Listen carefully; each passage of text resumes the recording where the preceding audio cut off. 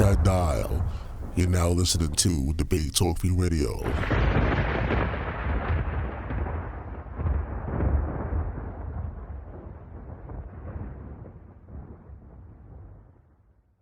Peace and greetings to you. This is Emah Yisrael, affectionately known as the First Lady of Debate Talk for you. I have enjoyed coming to you week after week, season after season, growing together, speaking about the difficult topics, investing the energy, time, and effort with our brothers and sisters on the panel.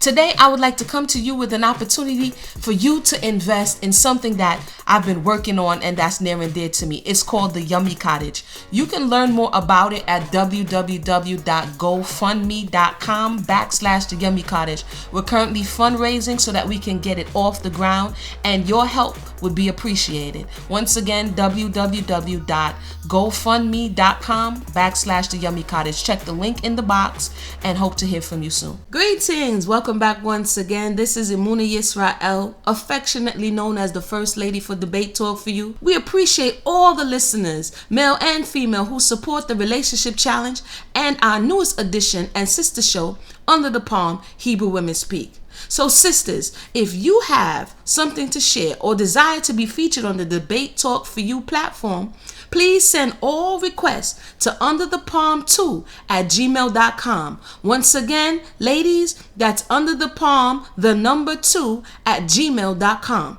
We appreciate you and hope to hear from you soon. Lila Tov, everyone. Welcome back to Under the Palm, Hebrew Women Speak.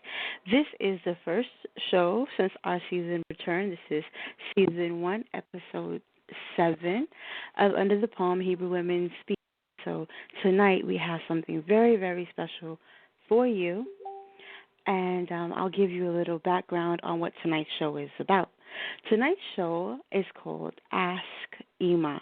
For those of you who do not know, Emah is the Hebrew word for mother. And what that means is that we're going to give the listening audience an opportunity to ask questions of our elders and see if there's any differences between what being an Israelite was like 50 years ago and what it's like even now. Very often we lament that we didn't have the opportunity to be raised in the truth, to have a parent that could tell us what to expect, to have a parent help us to navigate some of the relationships that we're going to come into contact with, some of the challenges and struggles that we're going to have to come into contact with, and then raise our own children. And we don't have any of that guidance, unfortunately. A lot of us didn't have it. And so now some of us are raising children in the truth, and we don't really know. How many of us were first-time parents and relied very heavily on our own parents for what the right formula was, or whether to breastfeed only, or when it was okay to take the child outside, and why vaccinations may or may not be dangerous.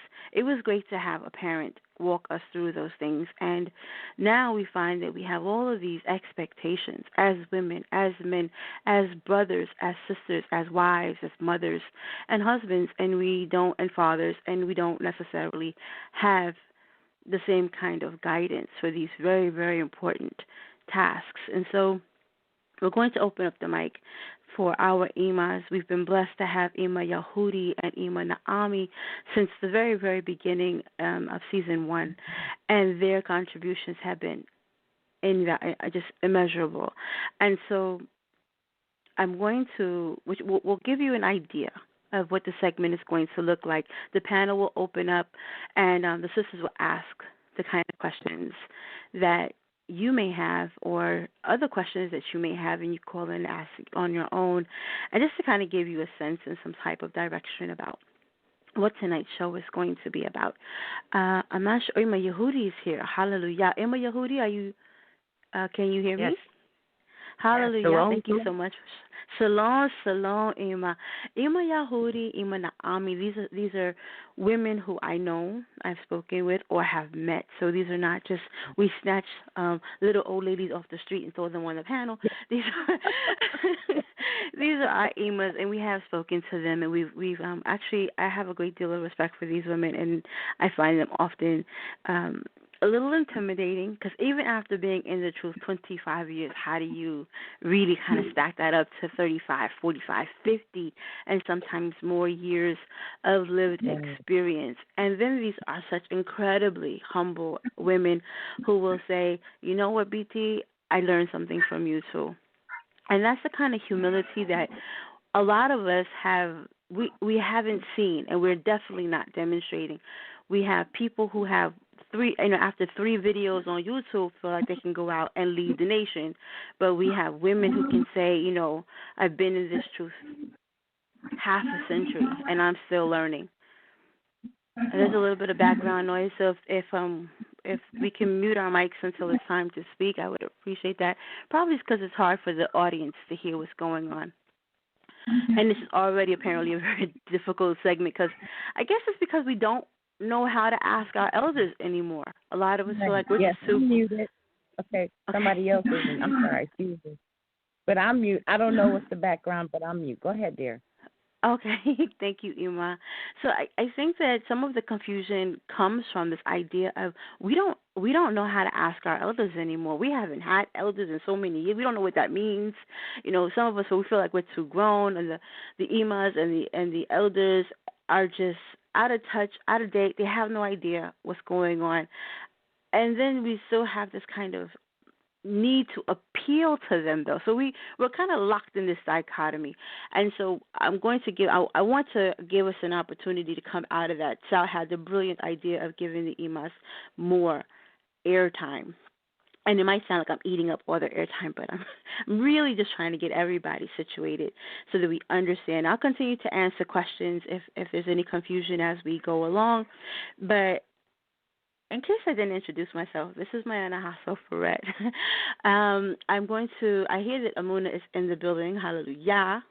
Amuna is a soldier. She's out there feeding the people.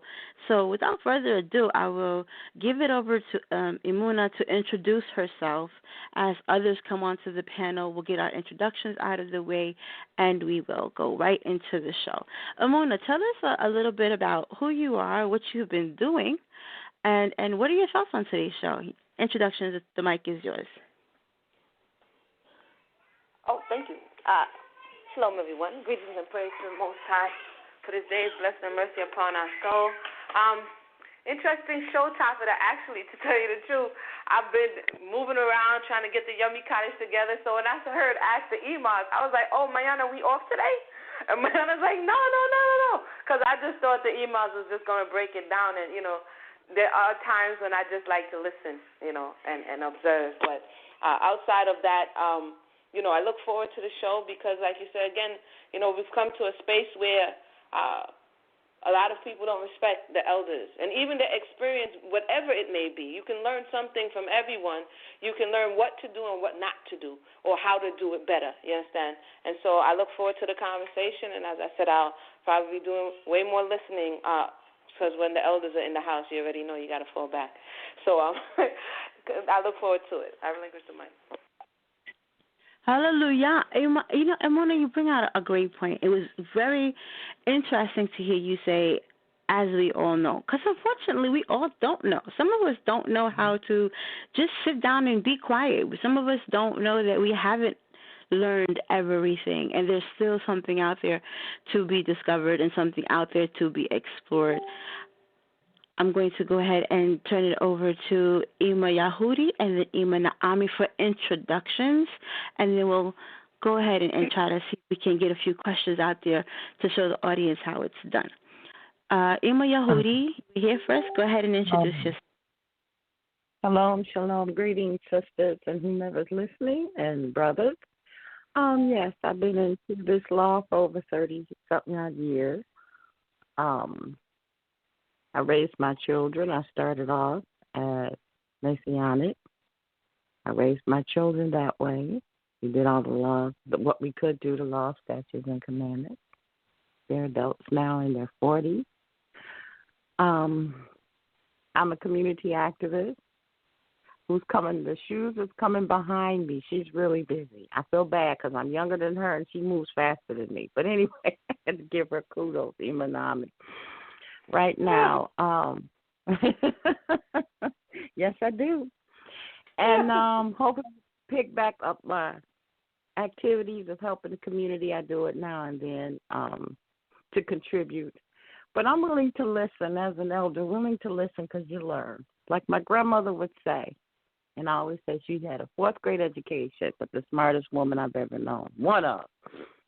And say, learn as long as you live. When you die, that's it, the learning stops. Right. So with that, I will turn it over to my dear sister, Naomi, because I know she's got a lot to say. Shalom. Hey, shalom, everyone. First of all praises to the Most High, our Redeemer, our Savior, the one and only true and the living Elohim. Secondly, greetings to all of the family out there online. Salika, you'll have to forgive me. I seem to be trying to catch a cold, and I'm trying to get rid of it at the same time.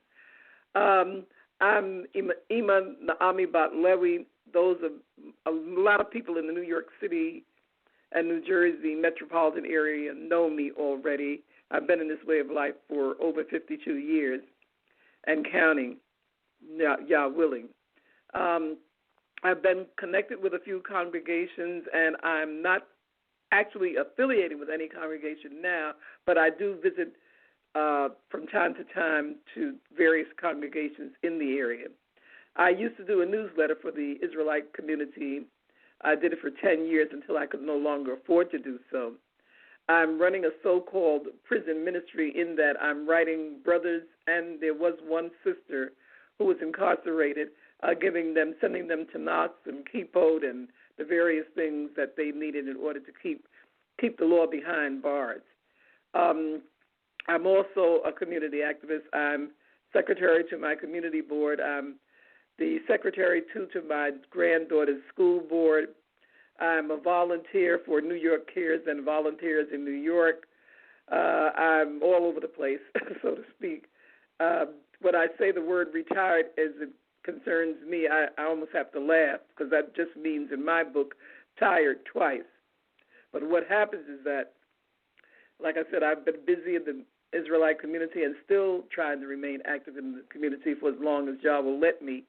But I'm an elder status. I was a little bit surprised to even be granted that status, the respect that comes with that status, even though I've been working a long time in Yisrael. But I still am open and listening to the younger people under me. I've learned so much from them. I haven't closed my ears or my eyes or my heart to wisdom and understanding, and that way I think it keeps me kind of moving around. So, again, I'd like to thank the Most High. I'd like to thank Sister Mayana and, of course, Sister Emuna for presenting us with this forum and presenting us with this venue in order to be able to share whatever wisdom we have with whomever will partake of it. And, again, I thank the Most High for that. Hey. Say who. And I just like to say one quick thing, because I don't really talk that long sometimes. Maybe, phone to phone we talk, but she has a wealth of information, and I'm thankful. And her mind is so quick and keen. And even though she don't think so, I'm saying this from the heart. I ain't trying to butter you up now. I'm telling the truth. We both broke. That's all right. We could be happy. We could be broke but happy. So I'm going to turn it over, and I always thank the Most High. Always. Hallelujah. Amen. To Manana, and it's a pleasure. And Naomi, not Naomi, Emuna. I get your names mixed up. It's a pleasure to hear your voice, dear. Okay. Yeah. It's so much fun to listen to you interact with each other, Emah. We love listening to you fellowship. Your sisterhood is amazing. I pray that in my years to come, I'm able to laugh and love with my sisters the way the two of you do. And it's so genuine and it's so authentic. It's such a blessing to even be in the presence of that kind of lived example. So hallelujah, we're very, very thankful for you. I'm going to end our introductions with our sister Only Love. Only Love, when you give your introduction, please remember to share with us how that book is going and any of your other activities. Only Love, please introduce yourself or reintroduce yourself to the people. Shalom, everyone. A special shalom to the Emahs. I'm very excited to sit at your feet and learn tonight. My name is Only Love Chica, and I lead a teaching ministry called Prophetic Whirlwind, Uncovering the Black Biblical Destiny, and I am in the last round of edits for the book of the same title, so I'm kind of on lockdown until all of that gets settled. So I appreciate any prayers or well wishes with that, but I love to focus on African Hebrews, and one thing that I saw when I was in Ghana this December was just the honor that the whole entire country had for the Queen Mother, who passed away at 111. And I really hope that we get to the place where we're honoring the mothers that are around us in the same way, because I think, a nation really is going to be a reflection of how you're treating your mother and your father and your elders. So I'm really excited to be on tonight and just listen and learn. Thank you. Yeah. See, what we hear from our sister Chica is that we, in some cases, have become very disconnected from the honor and respect that we give, or we were supposed to give, to our elders, this idea of honoring our mother and our father. And in many cases, we feel disconnected from that because we look at our mothers and our fathers and say, you weren't in the truth. You didn't give us the truth. We had to learn these things on our own. And so some of us don't respect our biological parents for any number of reasons. Maybe they abandoned us. Maybe they gave us bad examples to look at. Maybe we felt neglected. Maybe we just related better to one than the other. There's a number of reasons why we, in this generation, and maybe even the generation we're raising, don't understand the importance of the elders. We tuck our elders away in old folks' homes. We tell them that their stories are irrelevant. We tell them that we don't really want their advice. They don't know what's going on. But then we long desperately for guidance. We long desperately for the days of old, and we parade out our ancestors and talk about how great they were. But when we have our living history right in front of us, we silence them. And so here at Debate Talk for You, we want to change the tide a little bit. And when we say that we want to reclaim and restore our biblical history, when we say we want to be worthy of our biblical destiny, we want to do that more than just with our words. And we begin by honoring our parents, honoring our ancient ones as they live and walk among us. And we don't have to theorize about what feminism did in the 70s, or whether or not women were more or less submissive, whether or not men were more or less genteel and considerate, and what it meant to be growing up or living or raising someone in that generation. We have that history available. I want to remind everybody that we are live on the air, and that today's topic is Asking the Emah. So if you're already joining us, please remember to press 1 so that your voices can be heard. If you haven't called in, and if you're listening but you haven't called in, that number is 319-527-6239. And again, you have to press 1 in order for us to hear you. So we're going to go ahead, and if there are any of the Emahs, we have Emahs that we have invited, or that our Emahs have invited. Emah Hadora, if you're out there, please press 1 and let us know that you're there. Also, if Emah Basheba was able to join us, please remember that you have to press 1, and you don't have to do the hands raised or press any other numbers. I will cue in and let you introduce yourselves and to speak. So just to move right into it, I know I have some questions, but I'm not going to be the first one to speak this time. I'll be a good little girl and wait and let my sisters go first. Because, I can get anxious, but I have them, all the time. And when the Army, I was in her presence. I was able to hug and hear and feel her warmth just last night at our women's conference. So I'll try not to be greedy with the love of my Emahs, and share some of that. Now, to be clear, just like with our parents, they don't know everything. So we don't call them. They're not genies. You don't rub the bottle, and they're not vending machines, and they're not fortune cookies. They're not going to necessarily, you can't shake them up like the magic 8-ball. These are our mothers. So let's treat them gently, treat them with respect. Listen to what they have researched, what they have experienced, what they have learned, and not try to cheat, so to speak, and think that they're going to microwave or frozen dinner all the solutions for us. We tend to be a little, we can't have super high expectations. We don't throw our elders and our ancestors up on pedestals. They can tell us what they know. They can tell us what they've learned. They can tell us what they've lived.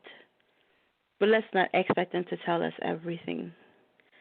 So, Amuna, what are your thoughts about tonight? Do you have any questions for the Emahs? Let me think. The first question I would ask is, and I know we've probably asked this in different places, but because we spend a large amount of our time dealing with the horse already done going through the grate, so to say, what are some advice you would give a young daughter who may be young in age or may be young in knowledge and understanding? What is one of the foremost things that you would tell or advise a sister to do, not to do, to look out for? What way would you guide it? Because there's a lot of times, as the conversation is, that the elders weren't at the gate. And since we have the elders here, what is the advice that you can have for those who are listening, those who are on the panel? What would you tell her? I relinquish the mic. Yehuda, you want to go ahead and I'll come behind you. Yes, ma'am. Emuna, that was a good question. It was kind of broad. I would say this, because I do have a daughter. She's 35 now. I raised other daughters. First of all, before I give out the advice, and I'm thinking of my personal experience with my daughter, I listen to what comes out of her mouth, her friends, why she feels the way she does. But yet I give advice. And the advice is by showing, by being an example. Give you a good example, and it's life. When I introduce her to a menstrual cycle, how she go about, etc., of cleaning herself and what it means and how she needs to keep clean and what type of foods to eat, etc., and so forth. And she said, I can handle it. I know what to do. I said, okay, I have the information on here for you.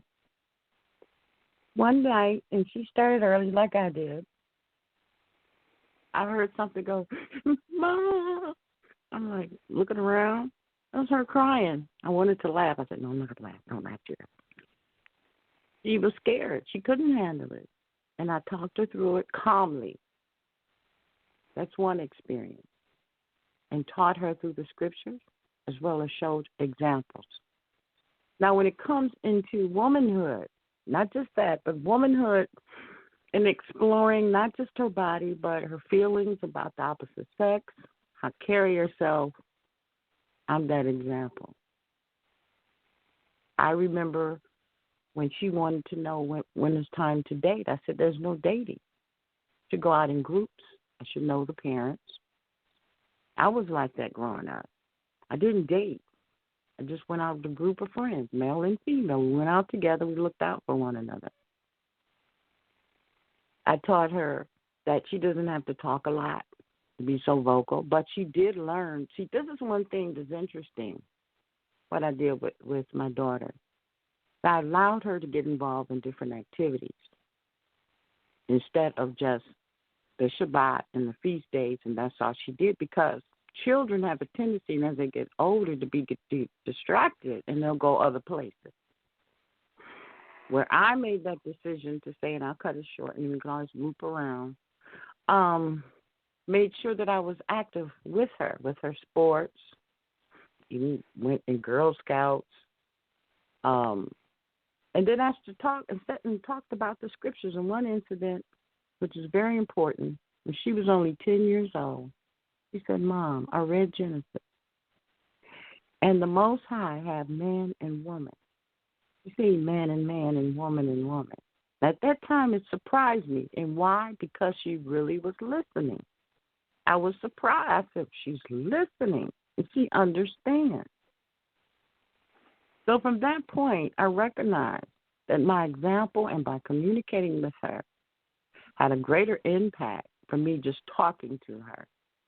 But I'm going to loop around, like I said, and be more direct because it's such a broad statement, and I'm going step by step as she was a teenager, and I'm going to go all the way up to the time she's 35. Zehu and Nami, you have the floor. Shalom Opa'an. For young daughters coming in here, it's really hard sometimes to give them advice because a lot of the Knesset or the Knesset that we're connected with, and a lot of the places where they would go to learn, we have disagreement, disunity, and a lot of other things going on. However, I remember in recent years when daughters have come to me for advice, I've told them that you can't rely on a man to bring you into the law. You have to seek the law for yourself, because I've seen too many cases where men have brought women into the law or brought them into this understanding for the purposes of either making them wives or second wives or third wives or practicing polygyny without really telling them what the deal was or being truthful with them. So I let them know immediately that you should seek the law for yourself. This is something that you would have to do for yourself, regardless of your husband or regardless of any other family member. I try to educate them and try to let them know that it may mean alienation from the family that you know and love, that it does mean that you have to walk a different way in life. It does mean that you have to change your ideas about society, because the modern society is so pervasive in trying to foster on them nakedness and lewdness and all the rest of that stuff. So I try to teach them, or I try to give them the benefit of my advice by saying that these are not what we want our Israelite women to do. And I try to ask them to be very selective in their choices, simply because I realize that some of us have made some very bad choices, and it has affected not only us but our children and the rest of our families. I realize that I tell them, quite frankly, I can't tell you what to do when the juices are flowing and, you just want to get it on. I really, I don't know how to stop you in a situation like that, only to say to you to remember that there are consequences to every act that you do, and that you have to consider, if we're thinking as Israelite Hebrew women, we have to think about the consequences it's going to have on future generations. I raised my sons in this law, even though I don't know that they are practicing it, in my opinion. I don't see that. But I do see that they still have some vestiges of it. Nevertheless, I'm trying to teach my granddaughter, not in contrary to what her parents are teaching her, but I do tell her the truth about my life. And I notice that she's picked up some habits from me. Hopefully, I hope that they will cause her to pursue the understanding of the law and going on in her life. Even as I advise her on the very practical level, I don't negate what her mother has told her about menstruation and about boys and about the other things. She just turned 13 a couple of weeks ago. But I have been telling her about caring for herself and caring for her body, and caring and having enough self-esteem as to not let anyone talk her into something that she knows that she is not ready for, that she doesn't want to do, or that that because uninvited. So this is the advice that I give not only her, but I also give it to women in our community. I was surprised to learn how many women did not truly understand how they were to separate themselves for 7 days during their menstrual cycle. That seemed to have been a piece of information that I don't know. I don't even know how it got around or how it was disseminated in our community, but it seemed to be that there were some women, and I mean grown women, I mean women who had children, who didn't quite understand how they were to how many days or what the period of time was that they were to separate themselves. And it was amazing to me to think that they had children, some of them big children, older children, and they didn't know this. So I thought it then was very, very important to try to form sisterhoods, definitely, to educate our women in the Israelite way of life. After all, a lot of our women are leaving from different types of family structures to come into the Israelite way of life, or even if they were raised in this way, they still have to venture out on their own to form their own families, and they do need good advice, some of which they have not been given. And please let me say that I'm not castigating any of my sisters. Some of our sisters have been very good teachers. I mean, excellent teachers in teaching their daughters and their sons about, a woman's role, a woman's perceived role, a woman's responsibilities, her duties, and what responsibilities are she supposed to have on for her family. So this is the kind of advice that I try to give them, so they're not out there floundering on their own. I try to embrace young sisters and sisters, even young or older, and because all of them, if they're under me, anybody who's under 55 could be my child, or even under 60 could be my child. Tell you the truth, biologically. So what happens is that I try to give them the benefit of my advice, the benefit of what I've learned over the years in being connected with Israel, being connected with several Knesset, seeing some of the movements and whatnot that we've had. So I try to give them that advice.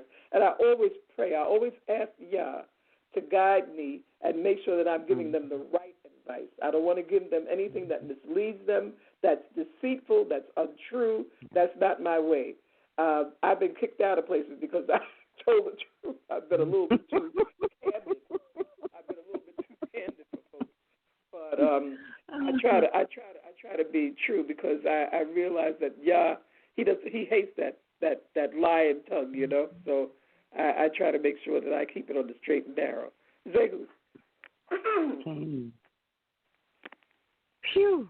I gave a short statement. That's all right. I'll come back around. Anybody have any questions? Emah? Yes. Okay, go ahead. Oh. Something, I agree with Emah on this. I mean, even adult women don't know about their bodies. And that starts there.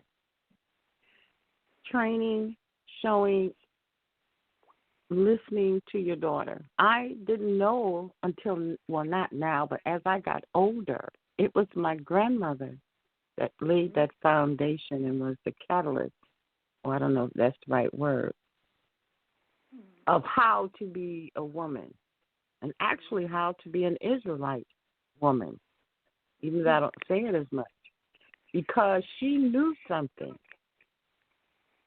And that's where I drew my strength, and even now, just memory, because she taught me where I can pass it on to my daughter, that she even mentioned to me, 6 or 7 days you need to do such and such.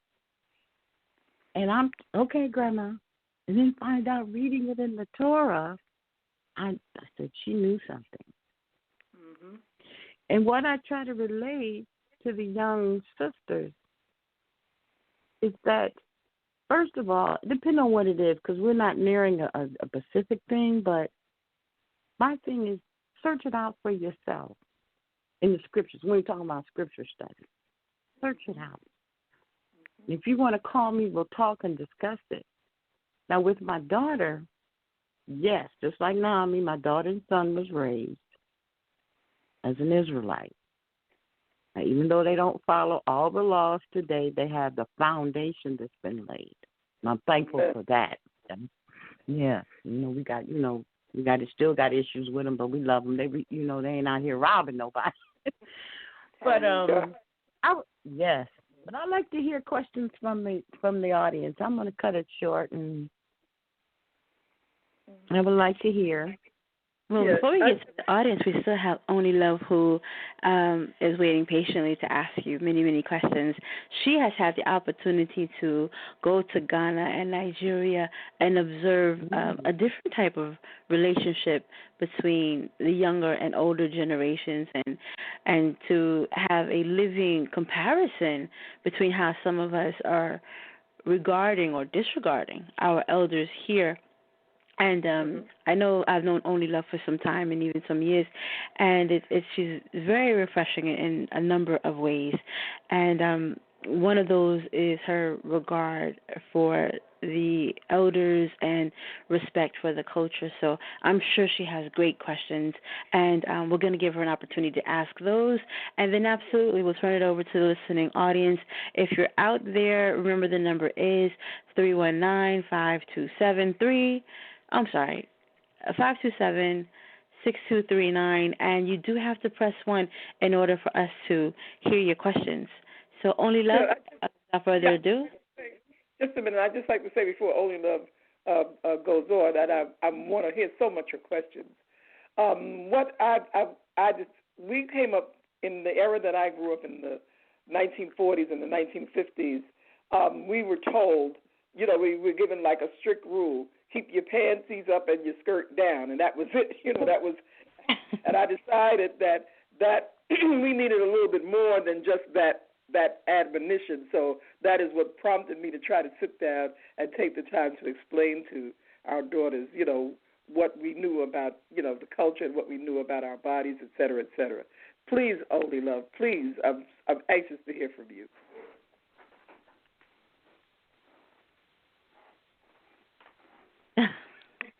Only Love, are you still there? I know we kept you waiting. Sal, do we have problems with her mic at the moment? We might have problems with everyone. Can everybody hear me? Oh, yeah, I hear you. Okay, we can hear me. I hear you fine. You hear me fine? Okay, so while we're working on Only Love's mic and getting to her question, I believe we have a call. Okay, Only Love tells me that she's here. Oh, Only Love, can you hear me? Are you able to be heard? I see Only Love is letting me know that she is, and she can hear. We can't hear you. Is it possible Hello? that you're... There you are. Yes. Welcome back to the conversation, sis. Right. Thank you for your patience. Okay. Sorry about that. So I'm missed being with the Emahs yesterday in New York. I'm not going to ask too many questions, but one question I had that I observed with the younger sisters, like people waking up to the truth at, high school, college level, that may still live at home with their parents, especially in New York where rent is so expensive, is that it's sometimes difficult for them to join a temple or attend, Hebrew events because their parents at home don't approve of their transition, especially if they're connected to a church or another faith tradition. So what advice would you give a young woman who's new to the truth and who is living in a household that isn't Hebrew about how to balance disapproval from her family? Good question. You want me to go first, Naomi? I've had that experience where a young woman still living at home, and she was gaining knowledge. And she began to understand that, wait a minute, his name that's a title, isn't God. She started learning about the Shabbat. And she said, but I come from such a Christian background. But what I do, this is my technique. Everybody has different ways. I ask her about her situation, her relationship, and I'm not trying to be personal. And I will ask if it's too personal, just let me know. How's your relationship with your parent or parents? What I let the young woman talk, so I can get some feedback, or I can get some form of information about her before I proceed in giving suggestions. Because I'm not living with, but I can identify because I was young too, and I was evolving and changing and living with my dad or my uncle, whoever I was living with at the time. But from whenever she speaks and what that information that I'm getting, then I will proceed for suggestions. One sister I suggested to continue reading the scriptures, to always call me. She can call me. And if I can't answer your question, I will contact someone else that's younger than me that may have, and I'll get permission from her. This is how I am. Permission. Just like, for example, you're younger than me, I might call you and say, only love, this sister so-and-so has a such and such problem. When can we meet over the phone and have a conference call? She would like to discuss with you. I may bring somebody in because I recognize that even though I lived, even though I was that age, things change. I don't live that or have that mindset, but I do remember my level of life is different. Naomi can contest to that. Like she said, the 40s and 50s, I was the 60s and 70s. So that should be interesting with our comparison.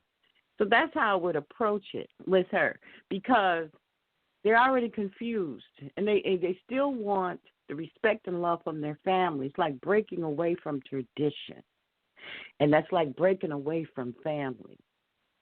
But as we talk, she to understand that she can still be with family as she grows and communicate with her family as she grows, and let her know it is not going to be easy, because it wasn't easy for me. But I didn't give up, and I will bring in support for her at this time. If I was brought a case where a young lady talks to me about, I might go and ask Naomi. See, we don't know everything. I'll go to Minyana, Emah. And this is what the elder and the younger we need to do. Because there's things that Emah can say or you can say that more sharper or you're more closer to the experience than I was, but it doesn't mean that I can't give any sound advice. Say who? I know that Only Love has more questions. Only Love, we have a caller. Do you want to ask another question, or should we go to the caller? What are your thoughts? Can we go to the caller, and I'll save the other question for later? Thank you, sis. I have so many questions, too. I'm trying not to be stingy. But, yeah, let's go ahead and open it up to the caller. Caller, thank you so much for waiting patiently. You're on the air. Hi, yes. Can you hear me? Yes, we can hear you. Welcome to the conversation. Shalom. I'm actually a part of Only Love's Temple, and she invited me on the call. Oh, welcome. Hallelujah. Hallelujah. Thank you. I'm actually new to the faith, and I'm older. I'm 34. I'm not a young girl, but young. And there's still a lot of things that I'm learning myself. And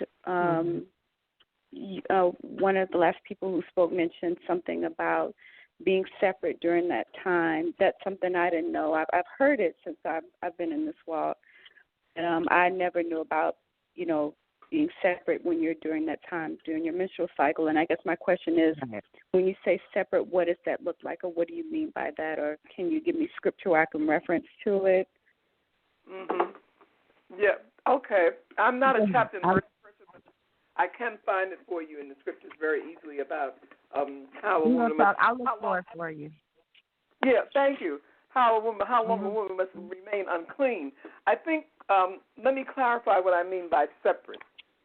I know that some people say a woman shouldn't cook her family's meals and everything like that. Sometimes that's not always possible, but I think in the instances where it is, you should. When we say separate, this is the time that you would not go up to the house of worship in your uncleanness. These are the times that you may may want to sleep elsewhere if you have a husband. This is the time where you have to keep people from sitting on the bed if you don't have a husband. This is the time that the kids wouldn't just come and frolic on your bed or anything like that, simply because, Salika, you're trying to honor the law by keeping yourself set apart. It doesn't mean that you're dirty. It doesn't mean that you're some sort of freak or anything like that. It just means that during this particular time, you are to be treated actually special. And this is the time that this is the time that you have for your body to recruit and recuperate from the daily rigors of being a woman. A woman's body goes through, I don't have to tell any woman on this line what a woman's body goes through, even on a daily basis, you know. So this is the time actually for you to regroup, recuperate, and set yourself apart.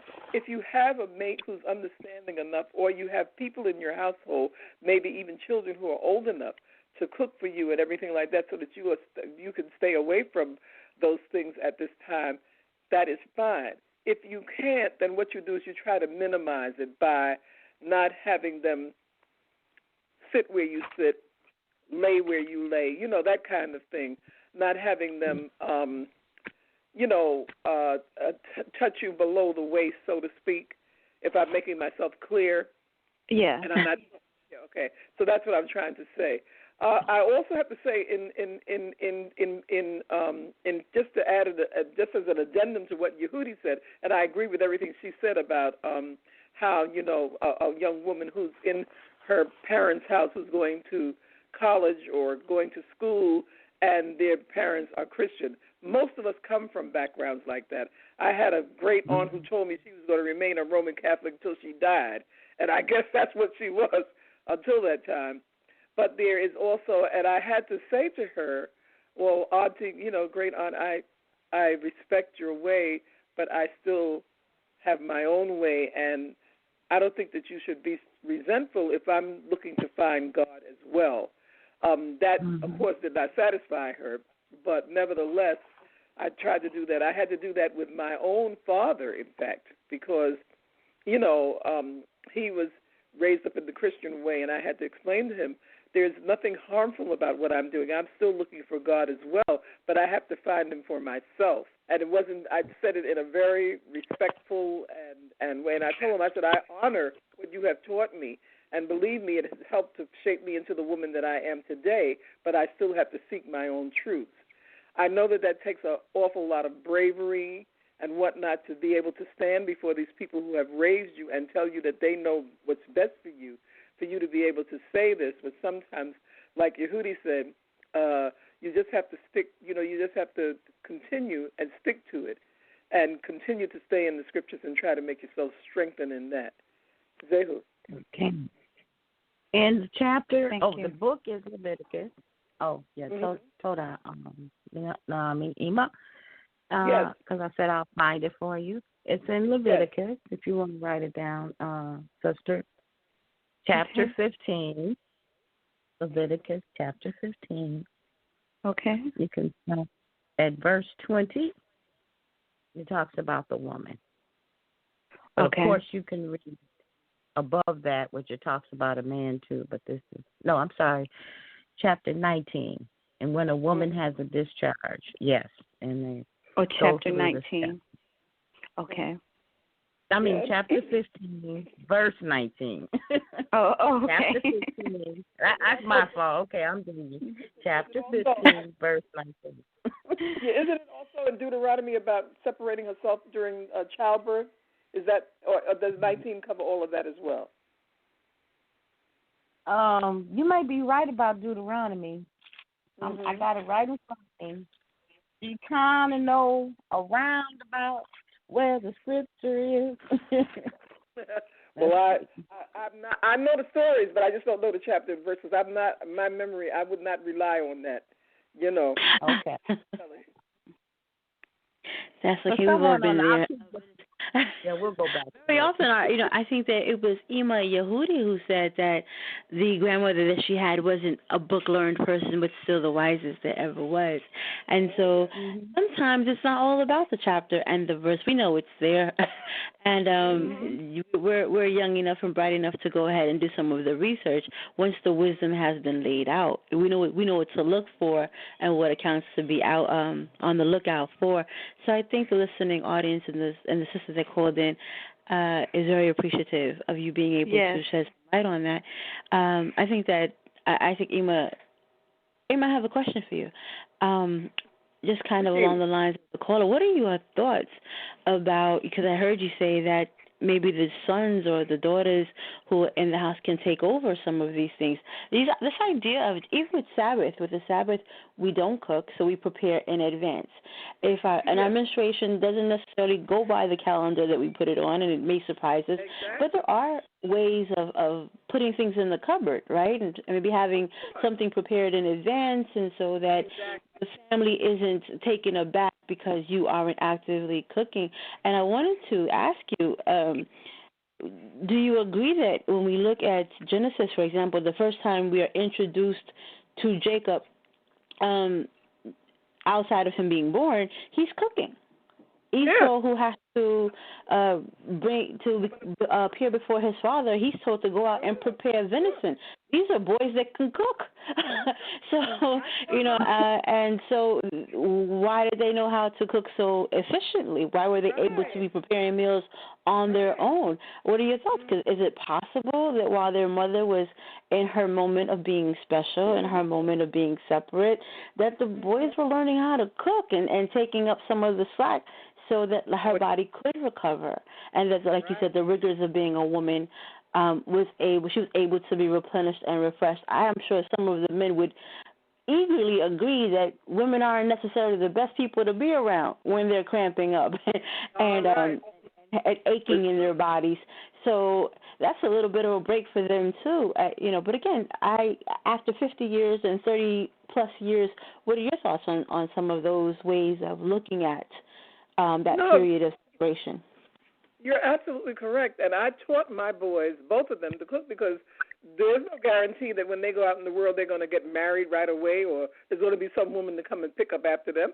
They're supposed to learn those things because cooking is a survival skill. If you're out in the woods, if you're a husband or whatnot, you got to learn how to cook these things. So I taught them how to cook. And as you said, this is a necessary thing for our boys to learn as well. This is a wonderful time, like I said, to give them the opportunity to take it over. Of course, we see in the case of our ancient mothers, a lot of them had servants who would take over these duties, so it wouldn't be left to them anyway. But the idea is that even in households where we definitely do not have servants, we are supposed to teach our children these skills for survival. And if you know, this is a thing that goes back and way into time. If you remember, one of the reasons why Raquel was able to get away with hiding her father's gods is because she hid them in the saddlebags and was sitting on them. And he said, Salika, my lord, but I'm after the manner of women. And he, like most men do.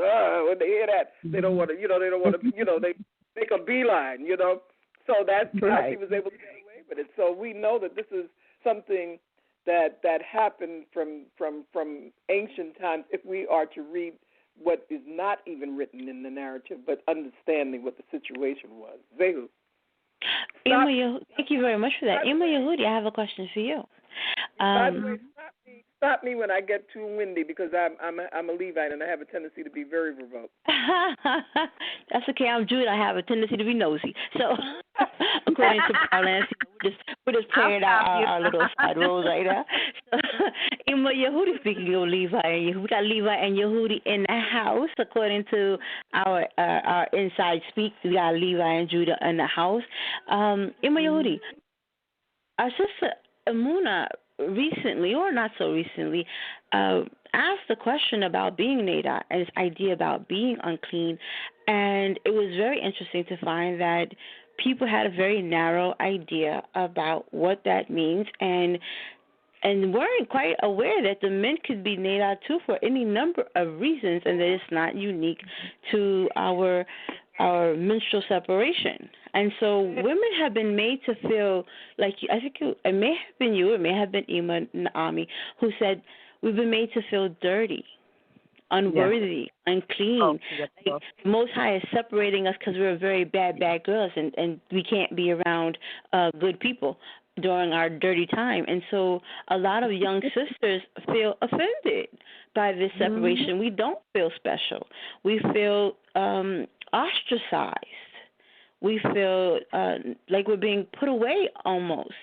So what do you think about that? And I would love for Sister Amuna to weigh in, if she's occupied with her own children over there, and maybe ask you something along those lines too, because it was her question, and we got some really, really interesting responses. As both of you are saying, we're surprised at some of the things that we don't know.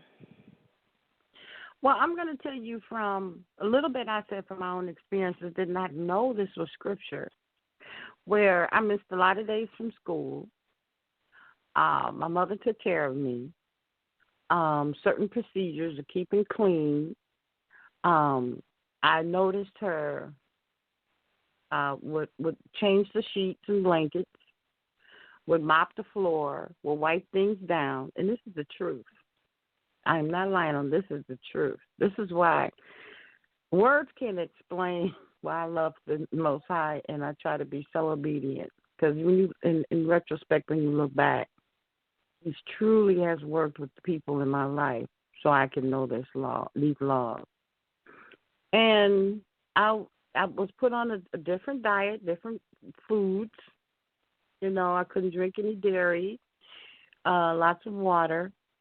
And it was diagnosed. I don't know, I can't remember the word. And I know I was put on some form of medication because I started at age 9.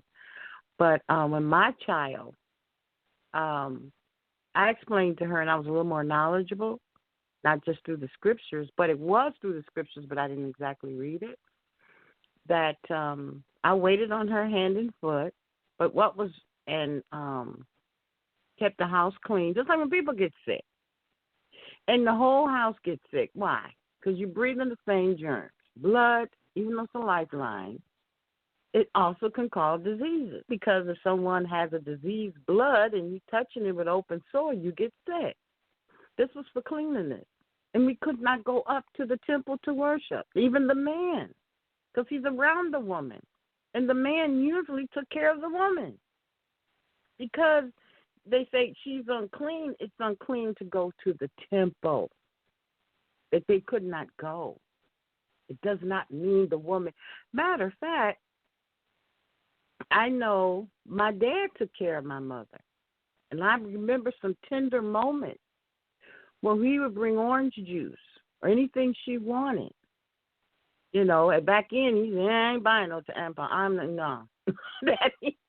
But if a man is married and the woman is going through, and if he's not working, I'm not saying he's not working, but if he can, even through the process of him working, maybe take the children for a while. Maybe they go outside, whatever activity, but they don't have to be around people. Now, a man has a lot to do with the ability of the woman to be healthy, as well, vice versa. And we don't tap into that. We don't look into that more deeper. Because it's not a punishment that we think it is. We are going through birth pains because the egg has not been fertilized, so it's being pushed out, and that causes the cramps. So we got to go through a cleansing period, and through that time we need peace, tranquility. I didn't have that privilege of having a husband at that time that was supportive. So I wanted my daughter to learn what it means when she was on her menstrual. Zehu, I don't know if I answered all. But it wasn't a taboo. It wasn't, punishment. Oh, yeah. I think it's good to hear our mothers let us know that we're not being punished and we're not bad girls because we have our periods of separation, and that it doesn't make us, horrible or half human because we have this period of time where we are separate from the camp and the congregations. And in some smaller ways, our immediate nubial families. I know that our sisters have. And we need to treat each other better. I'm just going to say this right quick, Dominion. We need, when a woman, one of our sisters, and I meant to say this right quick, sometimes we have to leave the house. We cannot completely follow that law. And that puts us in a bind, too. But go ahead. Oh, true. And it's good to listen to some of the practical obstacles as well as the practical solutions. We have another caller, but before we open up the mic, let me just ask the panel if they are okay with us going to the next caller, or do we have a question we want to get out quickly before I do that? Next caller. Next caller. Next caller, yeah. Only Love, you're good with that. Sister Muna, is Yeah. it okay to go to the next caller? We have a vote going on. Okay. All right, motion passed. I'm still in chairperson mode from last night. Motion passed. If you're just joining us, today's topic is all about asking the Emah. So, Emuna, Only Love, and myself, we are on break. We're in our humble daughter mode, and we are listening to the wisdom of our mothers. And we have opened the floor so that you can participate and benefit from some of this wisdom, 30-plus going into 50-plus years of lived experience. If Emah Hadora or Emah Bathsheba are also already on the line, please remember to press 1 if you're just joining us and you haven't called in yet. The number is 319-527-6239, and you have to press 1 in order to be heard. Someone out there follows instructions. We have a caller on the line. Sal, introduce our next caller, please. I believe we have a Skype caller. You're on the air. Good evening, ladies. This is Amanda Collins. Thank you so much for taking my call. Good evening. Welcome to the conversation. Thank you for calling. Thank you. Well, I had a question for the Emahs. Hey, Emahs, how are you guys? So excited. Okay, so the question was, how did you explain spirituality to your children, and when did you start doing it? Like, at what age did you start to really explain to your children the importance of spirituality and being constantly in contact with the Most High? That's my question. Yehuda, you want me to go first this time? Yes. Okay. I didn't try to explain spirituality to my children because it's such an abstract concept that even adults have problems trying to identify or understand that. What I did tell them about, however, was trusting in the Most High and following the laws and why we were to do that. I didn't just tell them, I know that they say in other walks that it's not do as I do as I say do. My thing was that whenever they asked me why the laws were being done, and in my case I had 2 sons, so I had to explain to them about circumcision, and I gave them also the practical reasons for it. Sometimes there was no explanation, like why a cord of blue on the Zetziot, and I, had to come up with answers for that, but I didn't try to explain to them spirituality because I think it's a rather, especially when your children are young, it's a rather abstract concept for them to understand. What I did tell them about is being good and its rewards of serving the Most High and being under His protection, of obeying your parents and your elders, of following good advice. Those are things that are good for your life.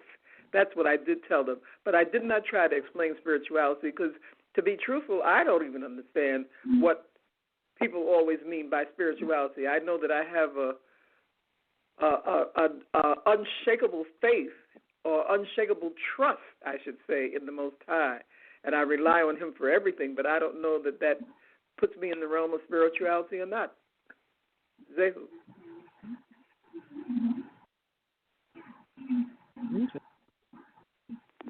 Emah Yehudi, did you want to weigh in before we take the next caller? After the next caller, we will return to the panel and get their questions.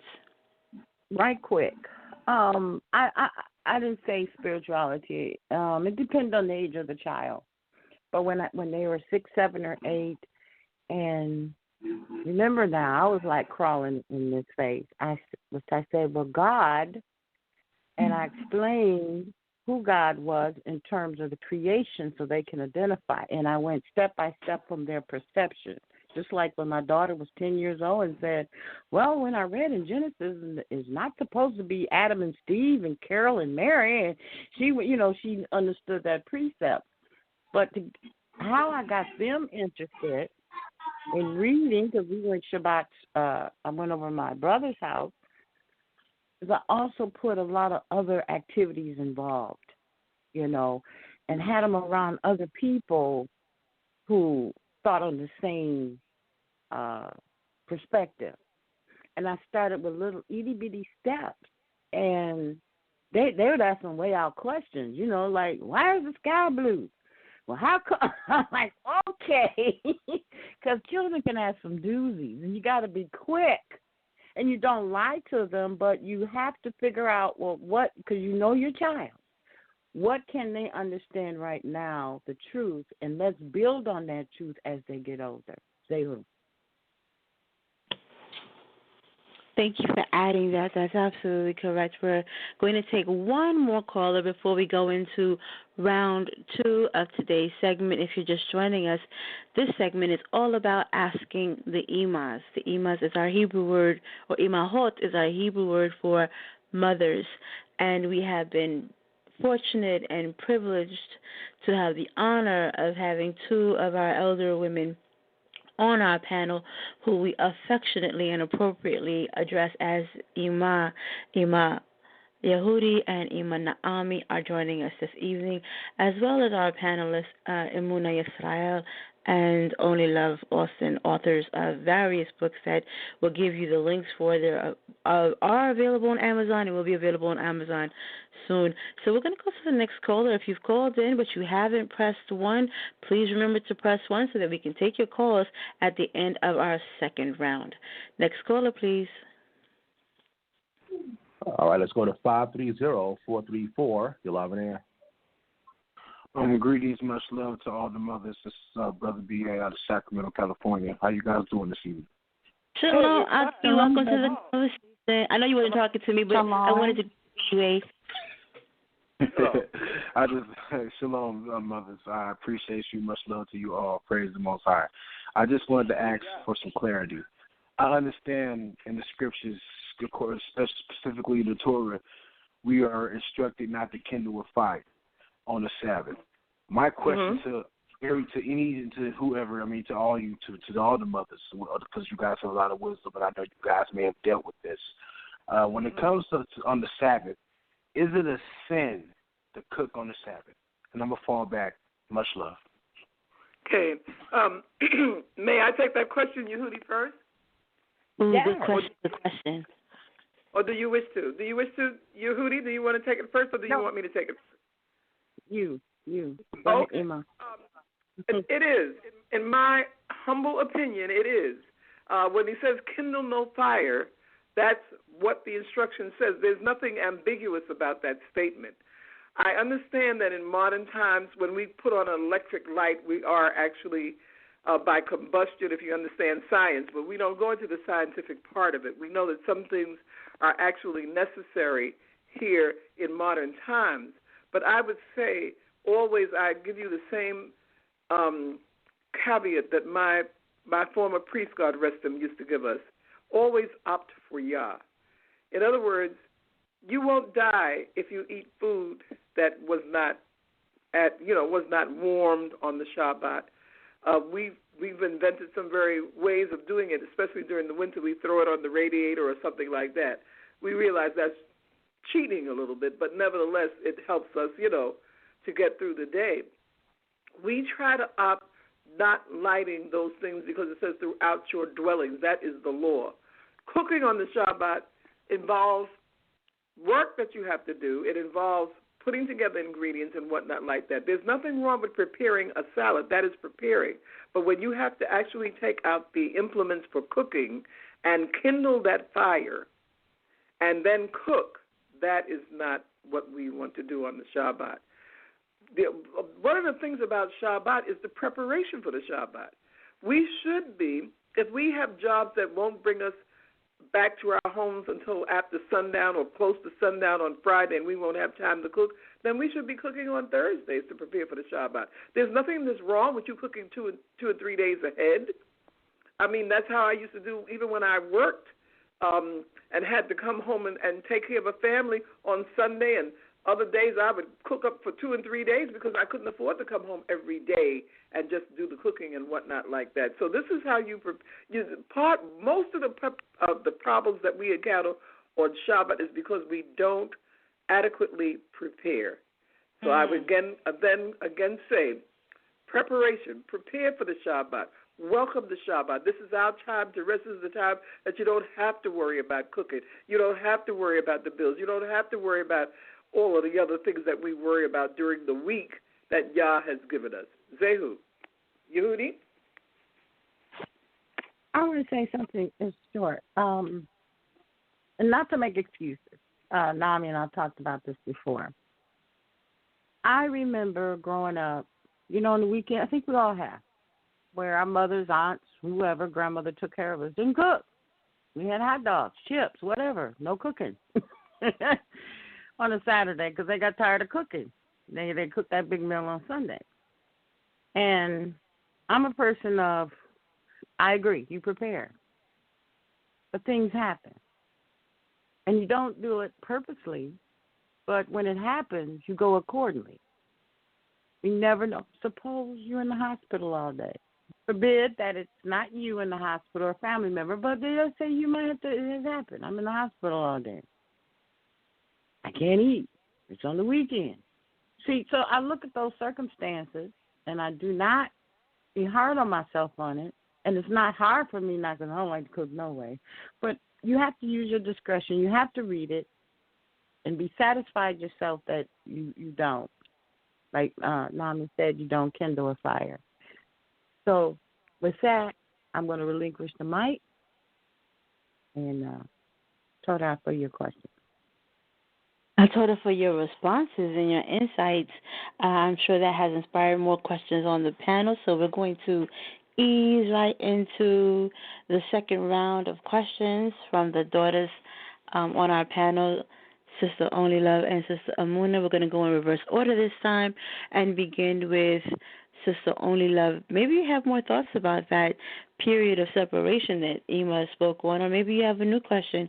The floor is yours. So I will say with the period of separation, I agree with the Emah. When I was in Nigeria, women, had to be separate during that time. So, coming to temple and all of that, like if I would have been on my menstrual while I was there, even though they brought me there to minister, I would not have been able to.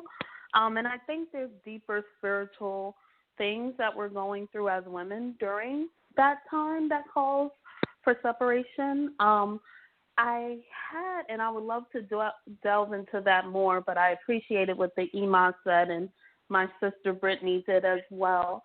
I just wanted to ask a question on the lines of like food preparation for your family, since the brother asked about that.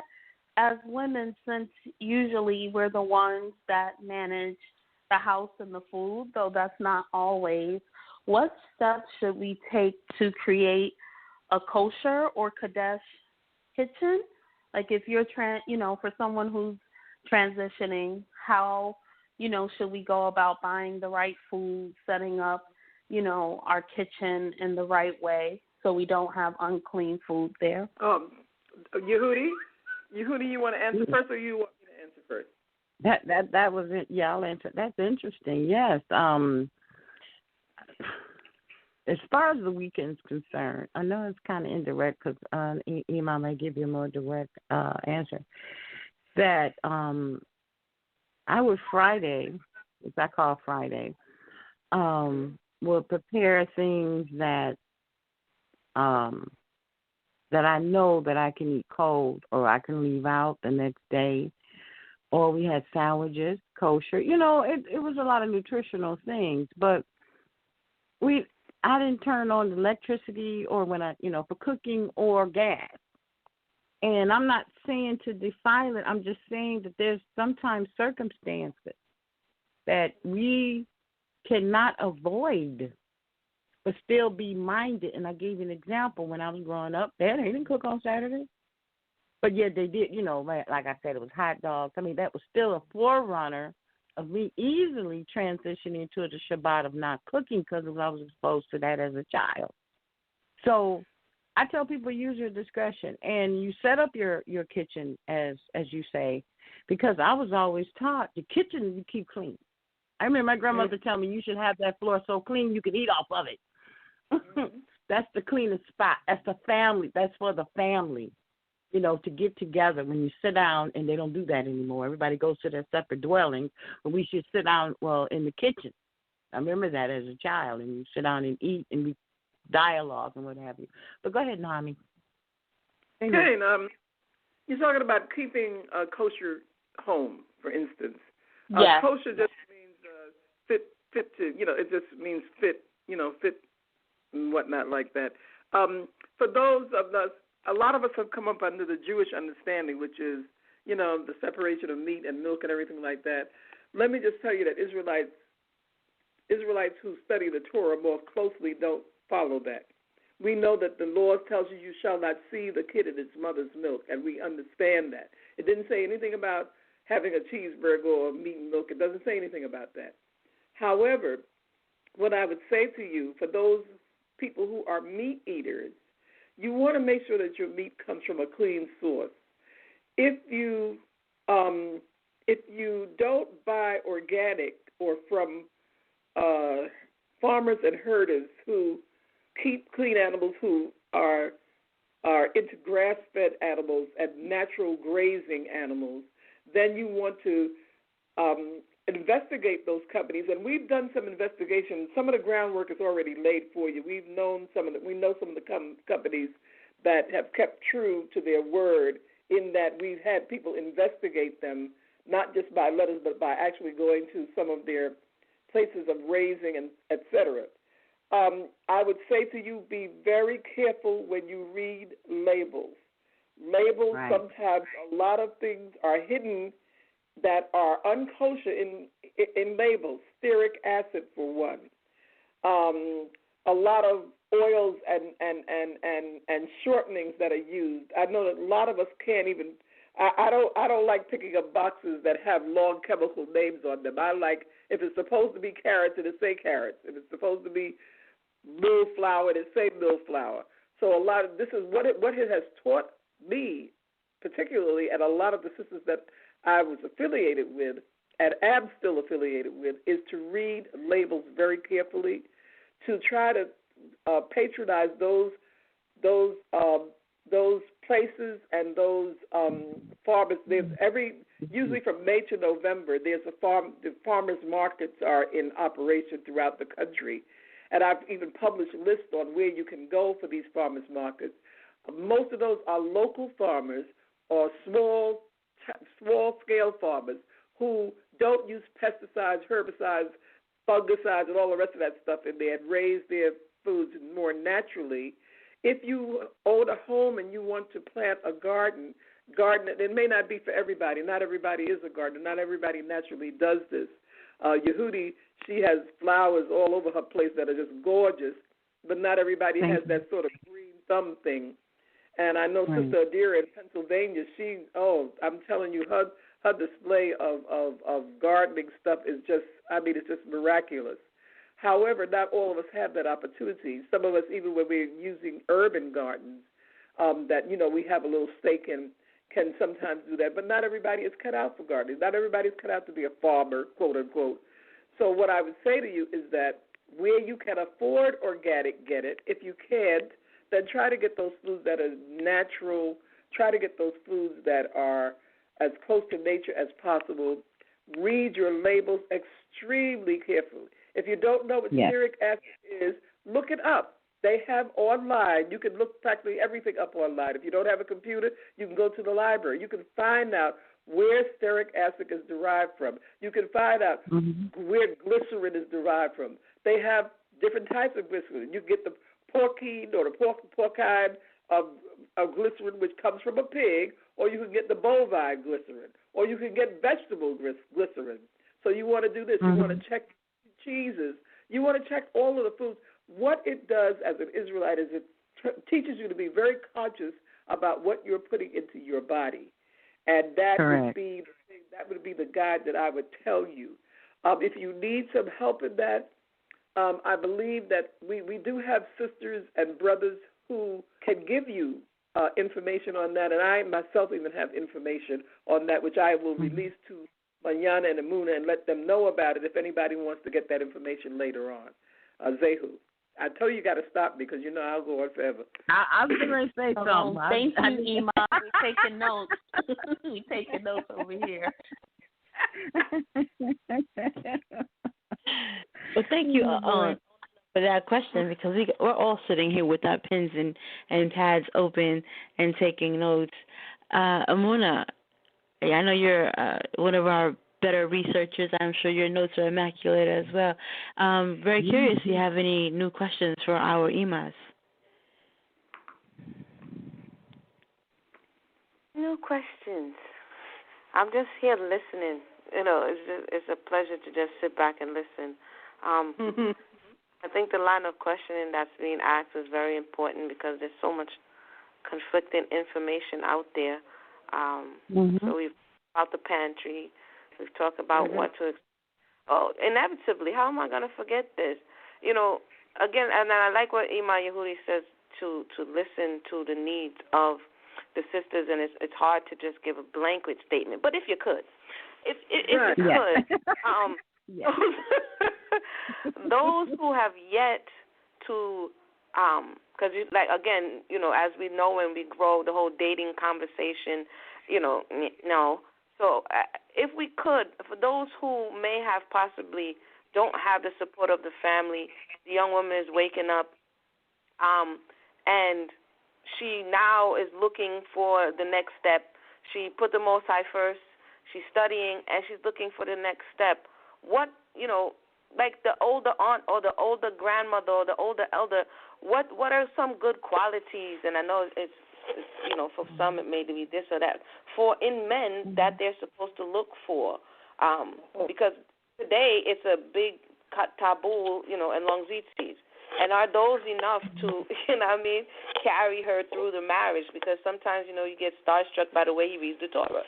And a lot of people get carried away in that space. So if you could, for those listening, what are some advice that you would give, that things that she should look for that can help to sustain a relationship and not get you know, tricked? All right, I really appreciate it. I've always said, this is Yahuda. I suggest to the young women, not just look at what he dresses or how he dresses, how he's clothing, but how he gets along with his mom. If you have a dad, his uncles, his brothers, his siblings, grandparents, his workplace, A to Z. Women can spot those things out. And not, like you said, because if he can speak the Torah properly or speak Hebrew or whatever, and we're in culture. But a woman will know. You look at these things; those are markers, not red flags, and they can be, but they can be markers. And a woman who has a checklist in her head to see. Now, we also know that in the beginning of any relationship or a thought of a relationship, two people are what? What are they doing? They're trying to give a good example. You know, he may be extra nice, and you may be smiling and biting your eyes. Let's do that first stage of semi-court and, you know, trying to figure each other out. But I explain to sisters, be patient. Be patient, because if you rely on the Most High, and when I say that, when you rely on the Most High, He will open up the understanding. You will get to know if that person is real or not. Now, sure enough, Not all marriages last 20, 30, 40 years. It would be nice. But those are some markers to look for of how he treats his body, how he treats people that he say he loves, and how he get along with strangers. Is he a talkative person or quiet but yet a good-natured person? And then on top of that, you got to, what you ask for, you have to do too. Are you that way? You got to find accountability of you two are compatible or not. So I always say to the ladies, if this is what you want, what are you putting forth to? There was one young man that spoke on about men and women. I'll say this right quick, relationships. His name was Yada. It's a different guy he used to follow. But anyway, he said, men always ask, what can a woman bring to the table? And he made a comment, why can't the man make the table? And I thought that was so fascinating. That's all we're taught. What can a woman bring to the table? What does a man bring to the table? He said, well, instead of the man asking the woman what can she bring to the table, he should make that table. And I said that was so poignant. And we don't have chivalry like that. And not only that, but in the circumstances in which we live, sometimes two people have to work in this economy. Say who? Okay, and I just want to add to what Emah Yehudi says as well. Sometimes you can't always look at family relations because a lot of us come out of dysfunctional families, and that may not be the proof, although it is an indication. But you want to, first of all, you want to find a man, like I said, not just because you read the Torah, but do you live the Torah? Do you find, just like Yitro told Moshe, look for men who fear Yah and hate unjust gain. Is this a man of integrity? Is this a man who believes that he should work to support his family? Even if he's working at a menial job, does he seem to have some sort of ambition? The same thing you would look for is husband material if you were really seriously evaluating a husband. Is he into polygyny? Are you willing to be a part of that? And do you realize that under the United States government, second and third and so on wives are not recognized? But is this man making provisions for that? Is he equipped to do that? You also have to look about. A lot of us feel that we don't necessarily have to reject men, and I wouldn't say that at all because I've dealt with some men in this situation. Whether men have criminal records, that is a consideration. Also, and what the criminal record is for. Realizing that the system of justice is not always correct. Is this a man who smokes and drinks excessively? Is this a man who seems to have trouble with females' relationships? Is this a man who's reluctant to talk about his family life or his life? You know what I'm saying? Or is he talking too much about his family life? You know, these are all signs that you look for when you're looking for good husband material. And I would say that young men and young women who are serious about life should be looking to form lasting relationships. I'm not saying run out there and just jump the bones of just because he looks good or something like she looks good. I'm not talking about that. And I'm talking about too. That's thinking about that. This is a man, if this man is really interested in the young woman, he's to go to her father or whoever represents the title or head of that family to ask for her hand the proper way. We're not, that lay with constituting marriage is a no-no. It does not, it is not the way that Israelites do it. You go, and in fact, we know today we can't require a dowry of a man, but we can require that he at least can show that he, at that particular time, he can support a family. It doesn't make sense for you to be a single woman out there struggling on your own, trying to make your way in life, and then the man feels that his obligation is to come and live with you. No, if you decide together that you want to build something together, that's something different. But this man should be able to show you that he can sustain a household and that he can sustain a wife and a household, I should say. Because, naturally, if you're a fertile woman, children are going to follow, and he's a fertile man, children are going to follow. and that means that you want somebody who seems to show the qualities that he's able to sustain that kind of thing. Be very careful, too, of some of the men that you associate yourself with. Some of the men, even in Israel, despite the fact that we have the law and despite the fact that they say amen and hallelujah, some of them are abusers, and you have to be careful of that. You don't want to line yourself up with a man like that. And I'm not castigating any of our brothers. I'm not doing that. I know that there are some that exist in Israel, just like they exist every place else. And these are things that we should be careful of. We need to. One of the things that I strictly tell our women is that they must think very highly of themselves and be filled with enough self-esteem to realize that you are worth the prize. You are worth a man showing you that he will do the right thing by you. You are worth a man coming to your family and asking for your hand. You are worth a man showing you that he can support you and your children. You are worth that. You are worth even more than that because you're going to be a tremendous asset to his life, and you also want to be the kind of woman that's going to be an asset to his life. So that's what I would advise my young daughters. Zehu. That's awesome, yes. Let me add on to what you're saying, Emah. And I express to the sisters, the young sisters, if you care about a man and you're thinking, oh, this might be husband material, one of the other main factors, let your family get involved. And I'm not saying, now, we got to back up a little bit. When I say involved, everybody say, I don't want nobody in my business. But this is why so many of our sisters are burned up, abandoned, dead, scarred. When I say that, I give an example.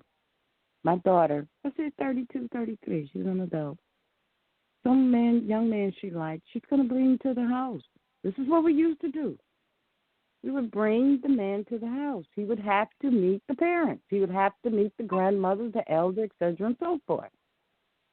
And we should institute that again. My son did it. When he wanted to got introduced to the family.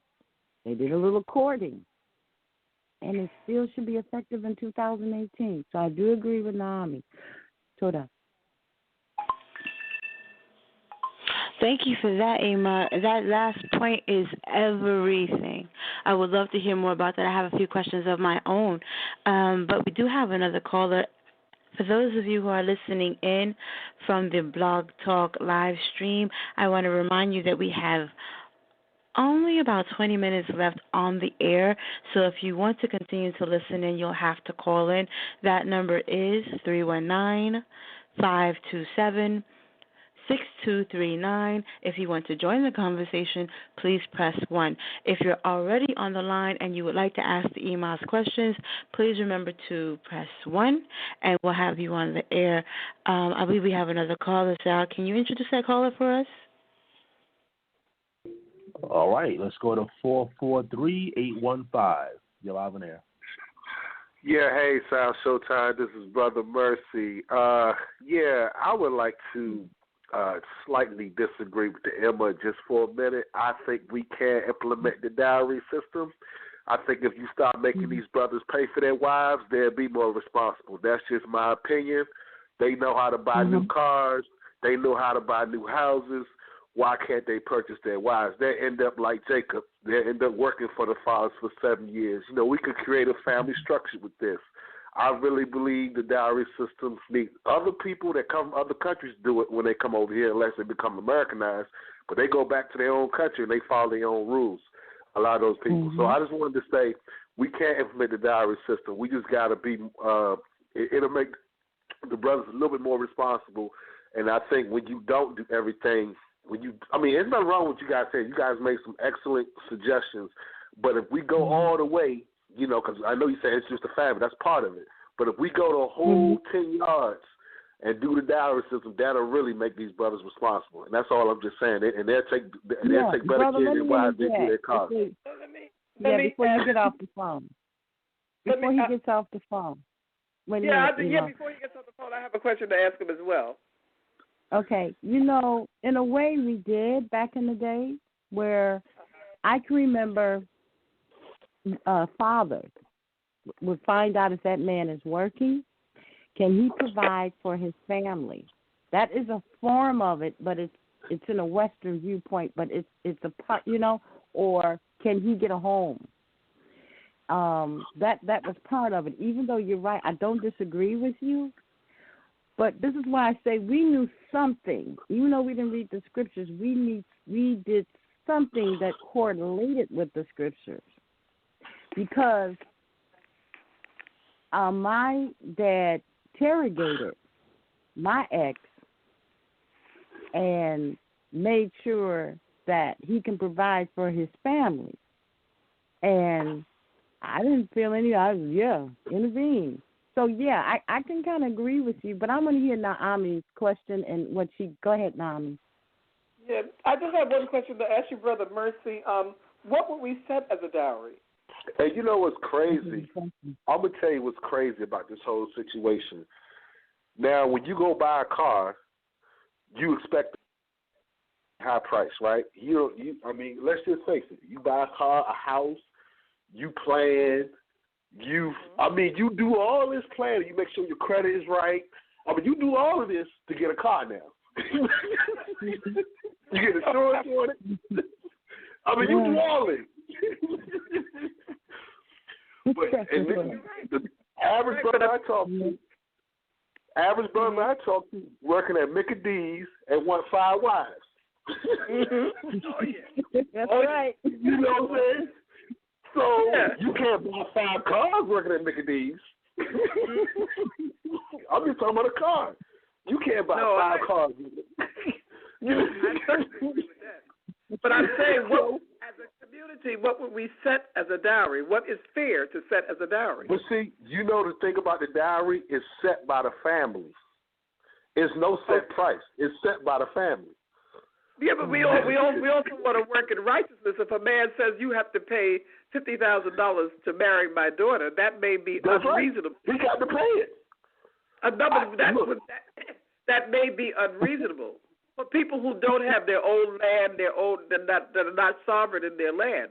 So what I'm saying is that if I want a 2019 Mercedes-Benz, I can't go there talking about $1. No, but you can, but you're going to have good credit too, and you're going to have to pay them more credit too, unless you got something going on that we don't know about. No, but I'm just trying to. You're fading out a little bit, brother. You're breaking up. Okay. Did we lose him? Oh, I want to hear what he said. Yeah, he's still on the line. Yeah, but he's breaking up in and out. You're breaking up, Brother Mercy. While we're trying to fix the mic and get back on the line with Brother Mercy, I think I want to ask you something along the lines of what he's suggesting. From what I heard, and thank you, Brother Mercy, for calling in. You're always on time. I appreciate your support. What I was hearing Brother Mercy say, although I question this language of buying the wife, the idea that the man places more value on preparation when it comes to material or carnal things, but feels entitled to the woman. And if there's a father that has placed the value on his daughter, that the man, if he wants that daughter, will rise to meet it. Because again, as we all agree, marriages are between families. And maybe the father has this price because he does not want the man to have his daughter, or he has other questions about what this man needs to prove to him to be worthy of his daughter. So I hear you when you say that we can't, our expectations of bride price and these ideas of bride wealth and the difference between dowry and the like, we don't really have. We haven't talked extensively as a community.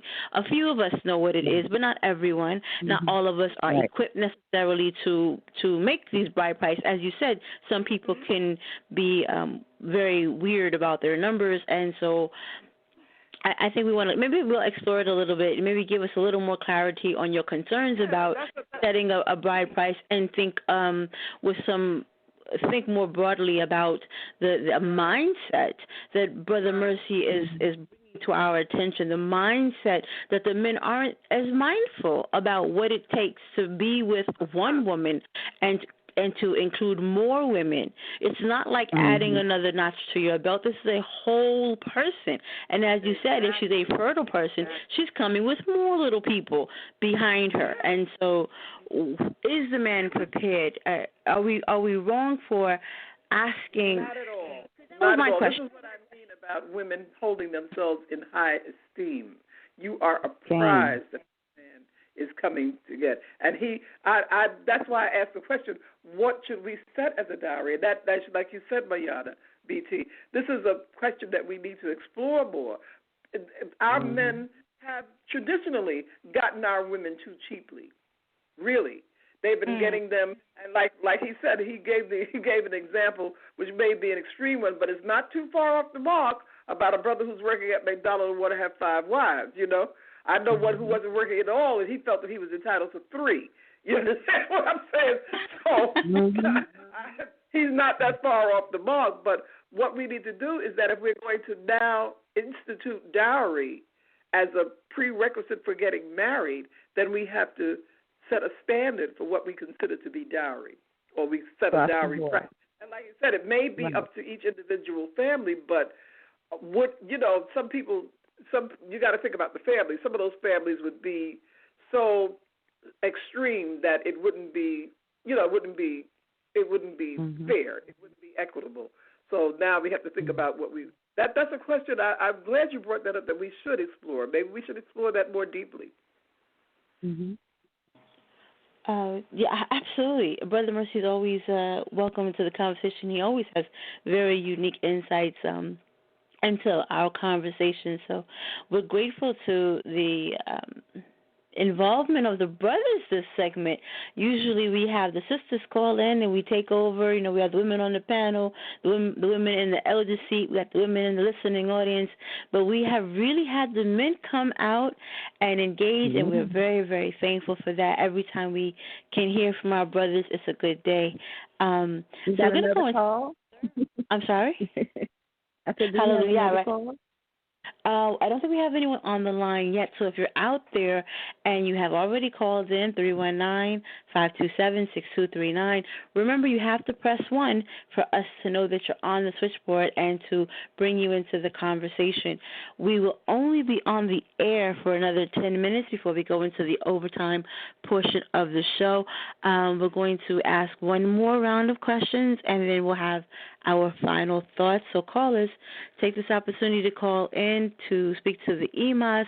They will be with us again next week, in 2 weeks when we return with our next segment. But right now it's all about the Emahs. So remember to press 1 and ask your question. I want to just ask this question very quickly. I have a million questions that I want to ask on the air, but like I said, I'm trying to be disciplined and show some restraint because I have all of you to myself when we're off air. So I'm trying to be selfless. Okay, but I do want to say this.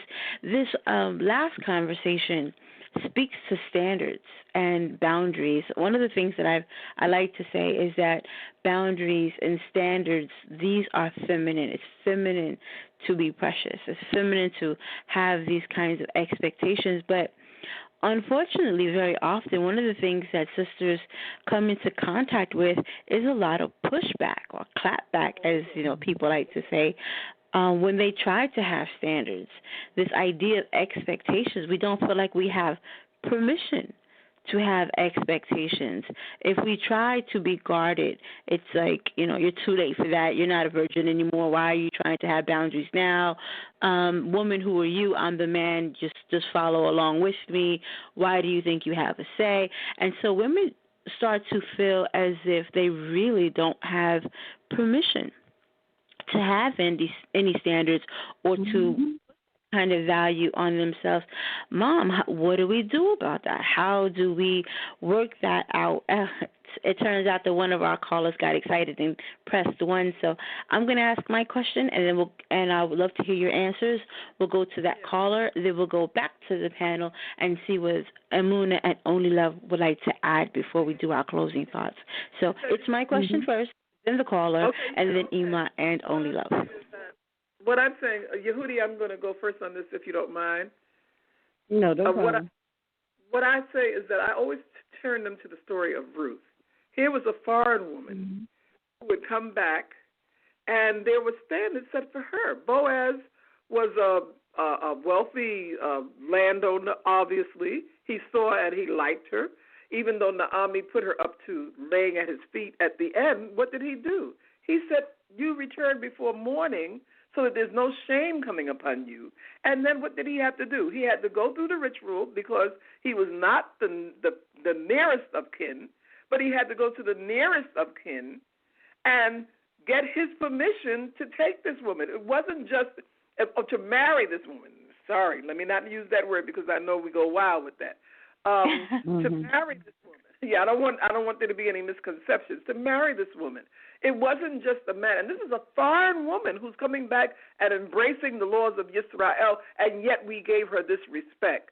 There's no way you're going to tell me that you can't give an Israelite woman that respect. Whether a woman is married, if she's a widower or a divorcee or whatever be the case, she deserves the same kind of respect as any new bride does.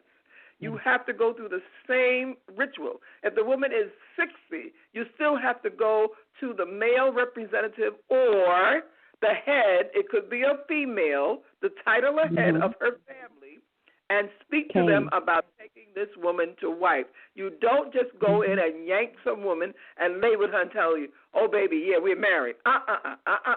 No. Doesn't work like that. You go through the thing. Don't forget, we are Israelites trying to reclaim our history, heritage, and culture. That's trying to return to the laws, statutes, and commandments of the Most High. So we're going to try to conduct ourselves, even in this oppressive society, like people who are trying to return to the Most High. So we have to do things by correct standards, by the laws of the law, statutes, and commandments that are within our purview to comply with, even in this society. Zehu. With just 6 minutes left to the air, Emah, Emah Yehudi, do you want to speak to that before we go to the caller also? No, go ahead to the caller. I want to hear. Okay, so that doesn't mean you won't be able to return to the question, though, okay? That's okay. Sal, go ahead and let the caller. Nama clarifies it anyway. See, she's my wingman. She's the elder, so I just sit quiet and say, go ahead, Naomi. Go ahead, talk it. Go ahead. Okay, Aki, go ahead and put the phone lines. All right, let's go to the next caller. Let's go to 859-312. Live on air. Shalom, everyone. I'm so sorry I sound really sleepy, but I'm trying to hang on. My name is Jessica, and I would like advice about how to adhere to the Torah and to raise my child to adhere to the Torah when I have a spouse who's not in the way of the walk. So do you guys have any advice on how to navigate that? Yehudi, you want to take that first? Okay, mine would probably be short. First of all, I have to know how old is your child, how long you've been there. It sounds like I'm just trying to get in the business, but, it's really criteria for me because, when you say navigate, I don't know what right now you are teaching your child, what are you exposing him or her to, and your spouse, is your spouse combative in terms of rejecting this truth, or is he argumentative about, or does he go along with it? So it's so many dynamics to me that are involved on a personal level for me. Go ahead. Okay. Well, my son will be 5, so he'll be 5 in a few weeks. My spouse is not combative. He's just doesn't adhere to any. That makes sense. So he will. He's resistant. Yeah, he's not really interested. So that makes sense. Do you read to your child? Do you read to him? Yes, I do. they have books. Some of them may not say Yah or whatever, but Torah-based. Search out for some Torah-based books that is his level that you can have reading time with. Certain games. Even children's biblical stories.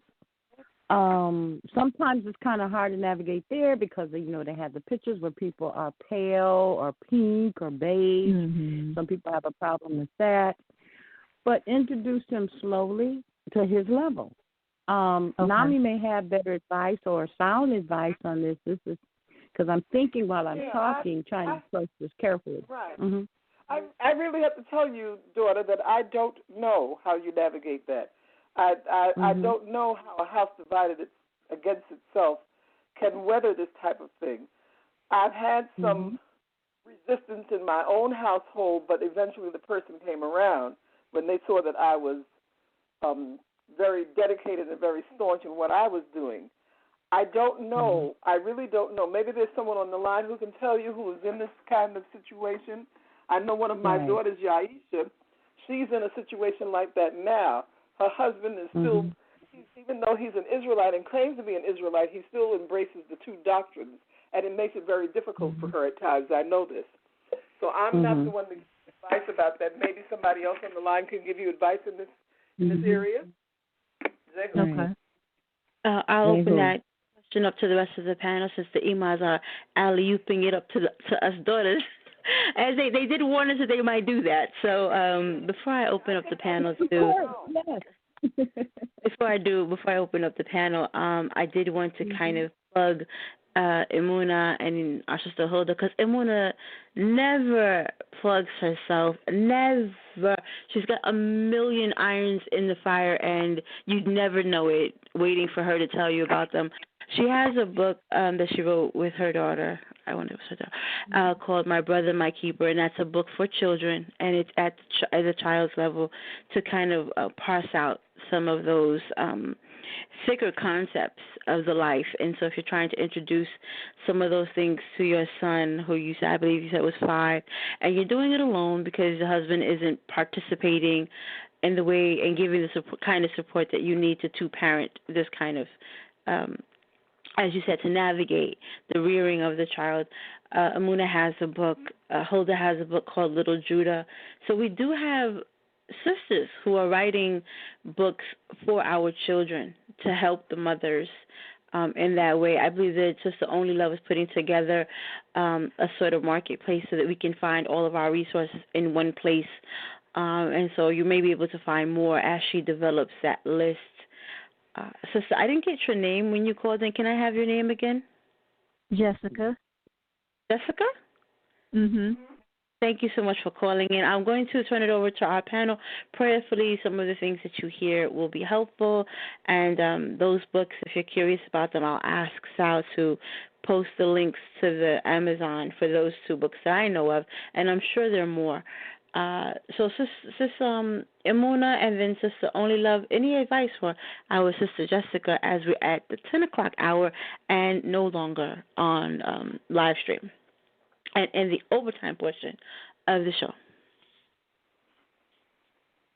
Thank you for that, Sister Man, and for that's one of my shortcomings, but I'm working on it. I stepped aside. I just heard the response from Emah because I had to step aside for the babies for a second. But as it relates to just, rearing children, if we're new, I would say take it a step at a time. Deal with observable truths, practical things, because sometimes as the parent is growing and learning, I've seen this where people have gotten, have become, staunch with the children without first understanding for themselves and then change. And children don't like that, right? And so the adult may understand that they're seeking this truth, right? But they have not grounded the individual. They haven't grounded themselves. They haven't grounded the child. And so the child then, the very thing that you want them to move towards when they do have the opportunity for themselves, they will walk away from. Like I've seen it happen in families where the child is like, forget this, they're going back to church. And you're looking like, wow, And so that's just something I would say be mindful of. At 5 years old, I did hear 5 years old, read to the child, sit down and have a conversation. I have children, and so I just speak to them a lot, and they speak a lot. And you read with them, like Emah Judah said, to the level that they can understand, and so that you leave space for you to grow as well as them grow as well. And as it relates to your mate, don't be aggressive, don't be combative, but be firm in your seeking of truth. Be firm, and may the Most High continue to be with us all. So hopefully that was helpful. And yes, you can find My Brother, My Keeper is something that you can read to a younger child or have an older child read. And it's My Brother, My Keeper, and you can find that on Amazon by Emah Yisrael and Young Shiloh. So I'll relinquish the mic. Okay. Thank you. I actually have that book. I showed it to him. He said, "Where's the pictures?" I was like, there's no pictures. Yeah, Mommy has to read it and just be really animated when you read it. How did you read some to him, or how did that go? When I pulled it out, I'd open up the page, and he was like, "Where's the pictures?" I was like, "JoJo, there's no pictures." So I have to work. He's a bit stubborn too, but he's used to all the illustrations and the colorful books. I'm gonna give you. There's another sister called Tahila. And she's a younger child educator. She has a site called Kifar Publishing, where you'll find a lot of printables, things that you can print off, things that he can color, and it's melanated pictorials. You'll learn the Aleph Beit. So if you look up Kifar Publishing, because that's where he's at right now and what he wants to see, then look up Kifar Publishing and support Tahila because she does great work as well. Yeah. How do you spell it? All right, Kefar. KEFIR. And I believe it's publishing. I'm pulling it up right now, so I'll make sure I get through the right thing. Okay. Kefar Publishing or the Kefar? I want to say it's the Kefar. Hold on. Yeah, Kefar Publishing will take you to thekefar.com. So Kefar, KEFAR. Okay. And part of my R's, that's the New York in me. I to this day, if I'm speaking, I still say R instead of R. So Kefar Kefar.com, thekefar.com. Okay. One more time, right. Those who are saying it 50 million different times. Thekefar.com, and you'll find stuff for his age group. Excellent things. Okay, thank you very much. I'm wondering if you can get a chance, can you shoot that to me in the inbox, and I'll slide it over to Sal. Maybe we can get it to the people in our description box when we go into the archives. Okay. Hallelujah, right. hallelujah. So, Sister Jessica, thank you so much for calling in. I hope that we were helpful. Only Love is still on the line. Maybe Only Love would like to give you some advice as well. Sis, do you have any advice for our Sister Jessica? Shalom, Sister Jessica, and I also want to shout out My Brother, My Keeper by Emah and her daughter. I have my copy, and I found out adults can read it too, so I will be reading it before I give it to the ones in my life. So happy to have my copy, and I will hope people go on Amazon and get it because I think it's important for our young people to have, resources for their faith. I would just say, kids watch not only what we say, but what we do. And we see many instances in maybe Christianity or other belief systems where the parents were preaching at the children, but it didn't stick because the kids saw discrepancy. So I think being in prayer, learning, and becoming strong yourself, I would also agree to not beat your husband down with the faith, but as the word says, with a gentle and quiet spirit, and just being consistent in what you believe will impact definitely your children and your husband too. Another resource for young Hebrew children is Bible Pathway Adventures, which you can find on YouTube, on Instagram, and they make Bible story videos that are the correct color. So it's just illustrated Bible stories, but the people are the correct color, and I think children like to see that as well. But I think everything that was shared was good, and that's Bible Pathway Adventures. Okay. All righty. Thank you very much. You're welcome. So, I thank you so much for calling in. I don't know how long you've been listening to our show, but we appreciate your support, and we hope that you stay with us. Thank you so much, ladies. I think I need to fall asleep right now. My eyes cannot stay open. But thanks for taking my call. All right. Well, have a good night, everyone. Lala Tov, thank you for calling in. We appreciate you. Lala Tov, good night. Yes. You do. Sal, is that it for our callers for the night? Yes, no more callers standing by at this time. Well, we're just 8 minutes past the 10 o'clock hour, and we are no longer on our live stream, and we're in the overtime portion of the show. And so we may be wrapping up a little early. Let's go ahead and have our last round of questions and our final thoughts. Mona, do you have, Only Love, I think I said it with Mona the last time. Do you have a final question and then your final thoughts? I don't think I have any more questions right this minute, but I really, really appreciated the Emahs being on and just providing us with their years of wisdom. It's been really helpful, and I appreciate Sal and you, Mayana, for hosting and bringing this together, because I don't think I've ever been on a forum where you have women who have been in the Hebrew faith for so many years actually talking and sharing what they know. A lot of times the women are hidden, especially the elder women. We talk about Rabbi Wentworth, we talk about, Prophet William Crowdy, all these Hebrew men, but we don't realize all of them had wives and mothers and women helping in the temple. So I'm really just grateful to be with the Emahs and appreciate all of your advice. I definitely will be implementing it and talking more, even in my own temple, about what we've heard tonight. Hallelujah. We have a series coming up where we're going to talk you're going to talk a little more about our ancestresses and some of the archetypes and some of the concepts that have to do with living, breathing women in our biblical context. You want to share a little bit about that with the people?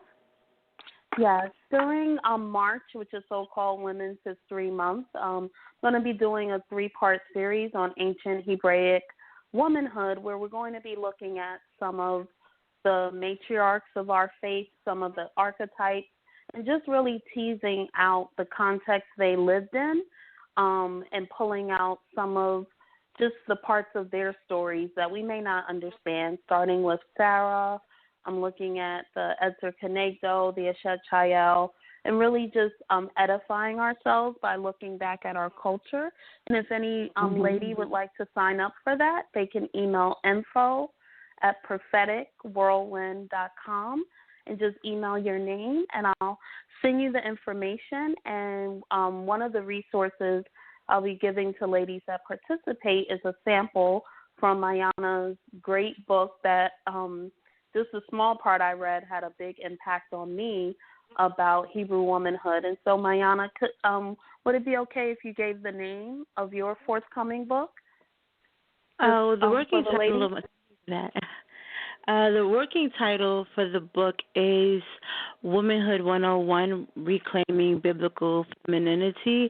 And the sample that Only Love is referring to introduces the 8 necessary phases of womanhood that are required for preparation before we can study. So I think that it's great that she's going to make that available. It's a courtesy sample before the published edition, and I think that it's great that she's going to have that available to you, because in order to receive all of this great information, you first have to feel worthy of it. You first have to understand why it's okay to look for yourself in the text our men have a very firm sense of identity because they see and they are able to locate themselves in very positive and meaningful ways, and very often we are not.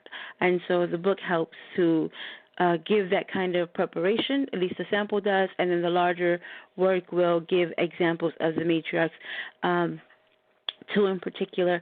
And so this is why I'm so very excited, and I want to fully encourage our sister Only Love in doing this project. I am a huge, when it comes to Sarah, I'm extremely protective, so I'll be paying extra close attention to that portion, but I'm excited about all of it. I want to move on to, thank you very much, Sister Only Love, for giving me an opportunity to share that. Sometimes I don't get to promote myself either. So luckily I have sisters like you and Amuna who look out for me when I'm not looking out for myself. We actually have Brother Mercy back on the line. So, Amuna, do you want us to go ahead and see what else Brother Mercy wants to add to the conversation before you give your final question and final thought? As always, Brother Mercy, the mic is yours. The First Lady has spoken.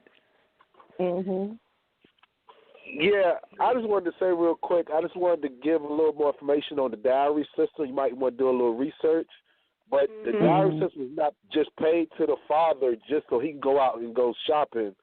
A lot of times what happens with the dowry is used up as startup money for the family. So say like if the guy pays $50,000, that money is used for that husband and wife to buy a house, or I'm just throwing different options out there so you know the dowry was used sometimes as startup money for the family. So when you start out married, you ain't starting out broke.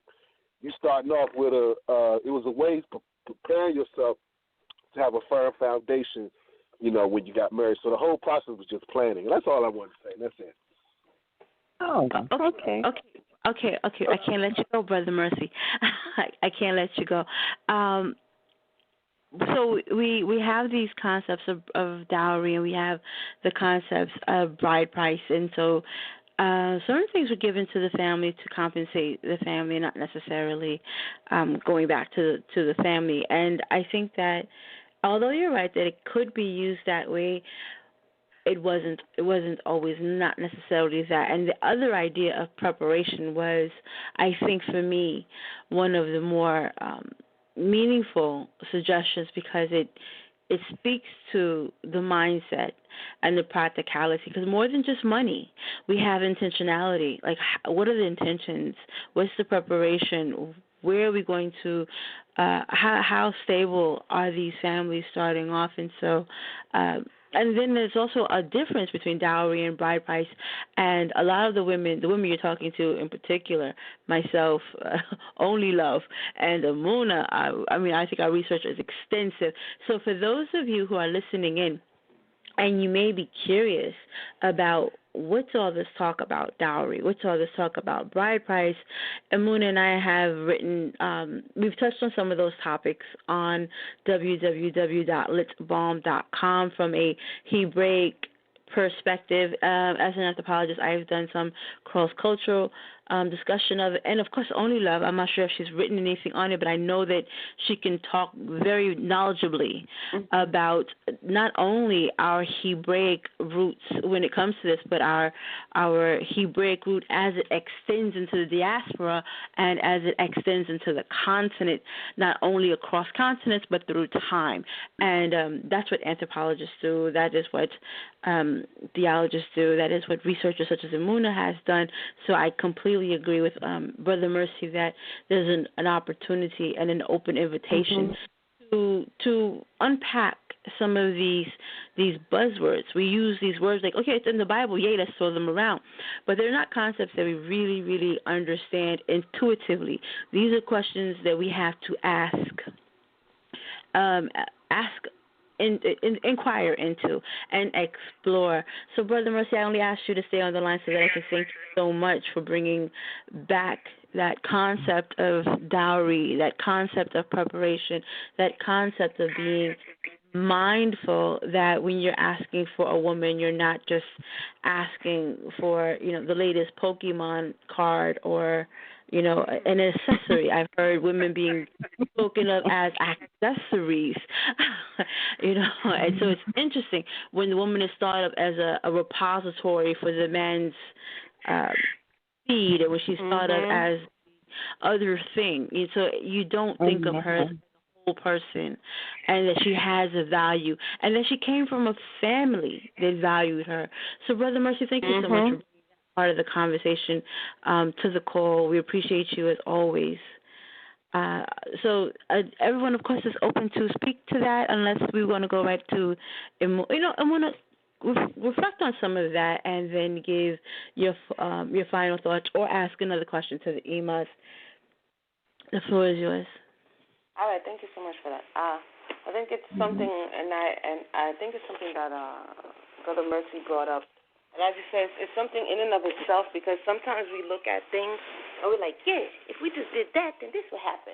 And then it's to look at culturally in spaces where they have been doing that, and then go to be honest about what is culture and what is human behavior. Because human behavior oftentimes is human behavior, and then you have culture that's laid on top of that, and tradition, and then but people are people. And so in some places, the thought is, if you put towards money to show that you're capable, basically is what it's supposed to be, of sustaining a family and someone's daughter, the man does begin to think, I bought you. And then that's strange. And so then you have some places where he says, well, I bought you. Some places on the continent, so I can exploit you, and no one can say anything. And because your parents have eaten your dowry money, and they cannot get it back, like, yo, give me back my kesef, and they're like, we ain't got none. And so they're like, good, we'll keep your daughter. And so I was reading, interestingly, I was telling Mayana, this journey is for her, the emancipation of women in African perspective. And it's funny because they speak about the dowry system. And I've seen it in places like India and on the continent, but this particular elder is from Ghana. And the way she's breaking it down, I'm like, these are some real and present issues. So just to pretend that, we have the Torah, knowing that we still got problems in that area, not really doing what we're supposed to be doing, and that because we're saying, oh, Hebrew, that's going to make us all of a sudden not succumb, or the male principal who's giving this dowry in the beginning, that these thoughts are not going to come up in his mind. You know what I mean? And so we really have to go into it, really unpack it to the very and understand what we're doing, what we're saying, and how and why in certain spaces it hasn't worked. Or how it worked to a certain degree, and what it does to because it also is a space where women use it as status. Well, how much you got? That didn't drop house on me. You only got 2. You broke. You understand what I'm saying? And so yeah. That's that's a whole nother show, I think. The whole dowry system, ancient, modern, because it's still going on today. And as Emah said, and I watch a lot of Nigerian movies. Disclaimer, not a lot, but I do my little cultural studies. And what it is, as Emah was saying, if they don't like the dude, they'll purposefully jack up the dowry to make sure that, it's something that he cannot attain.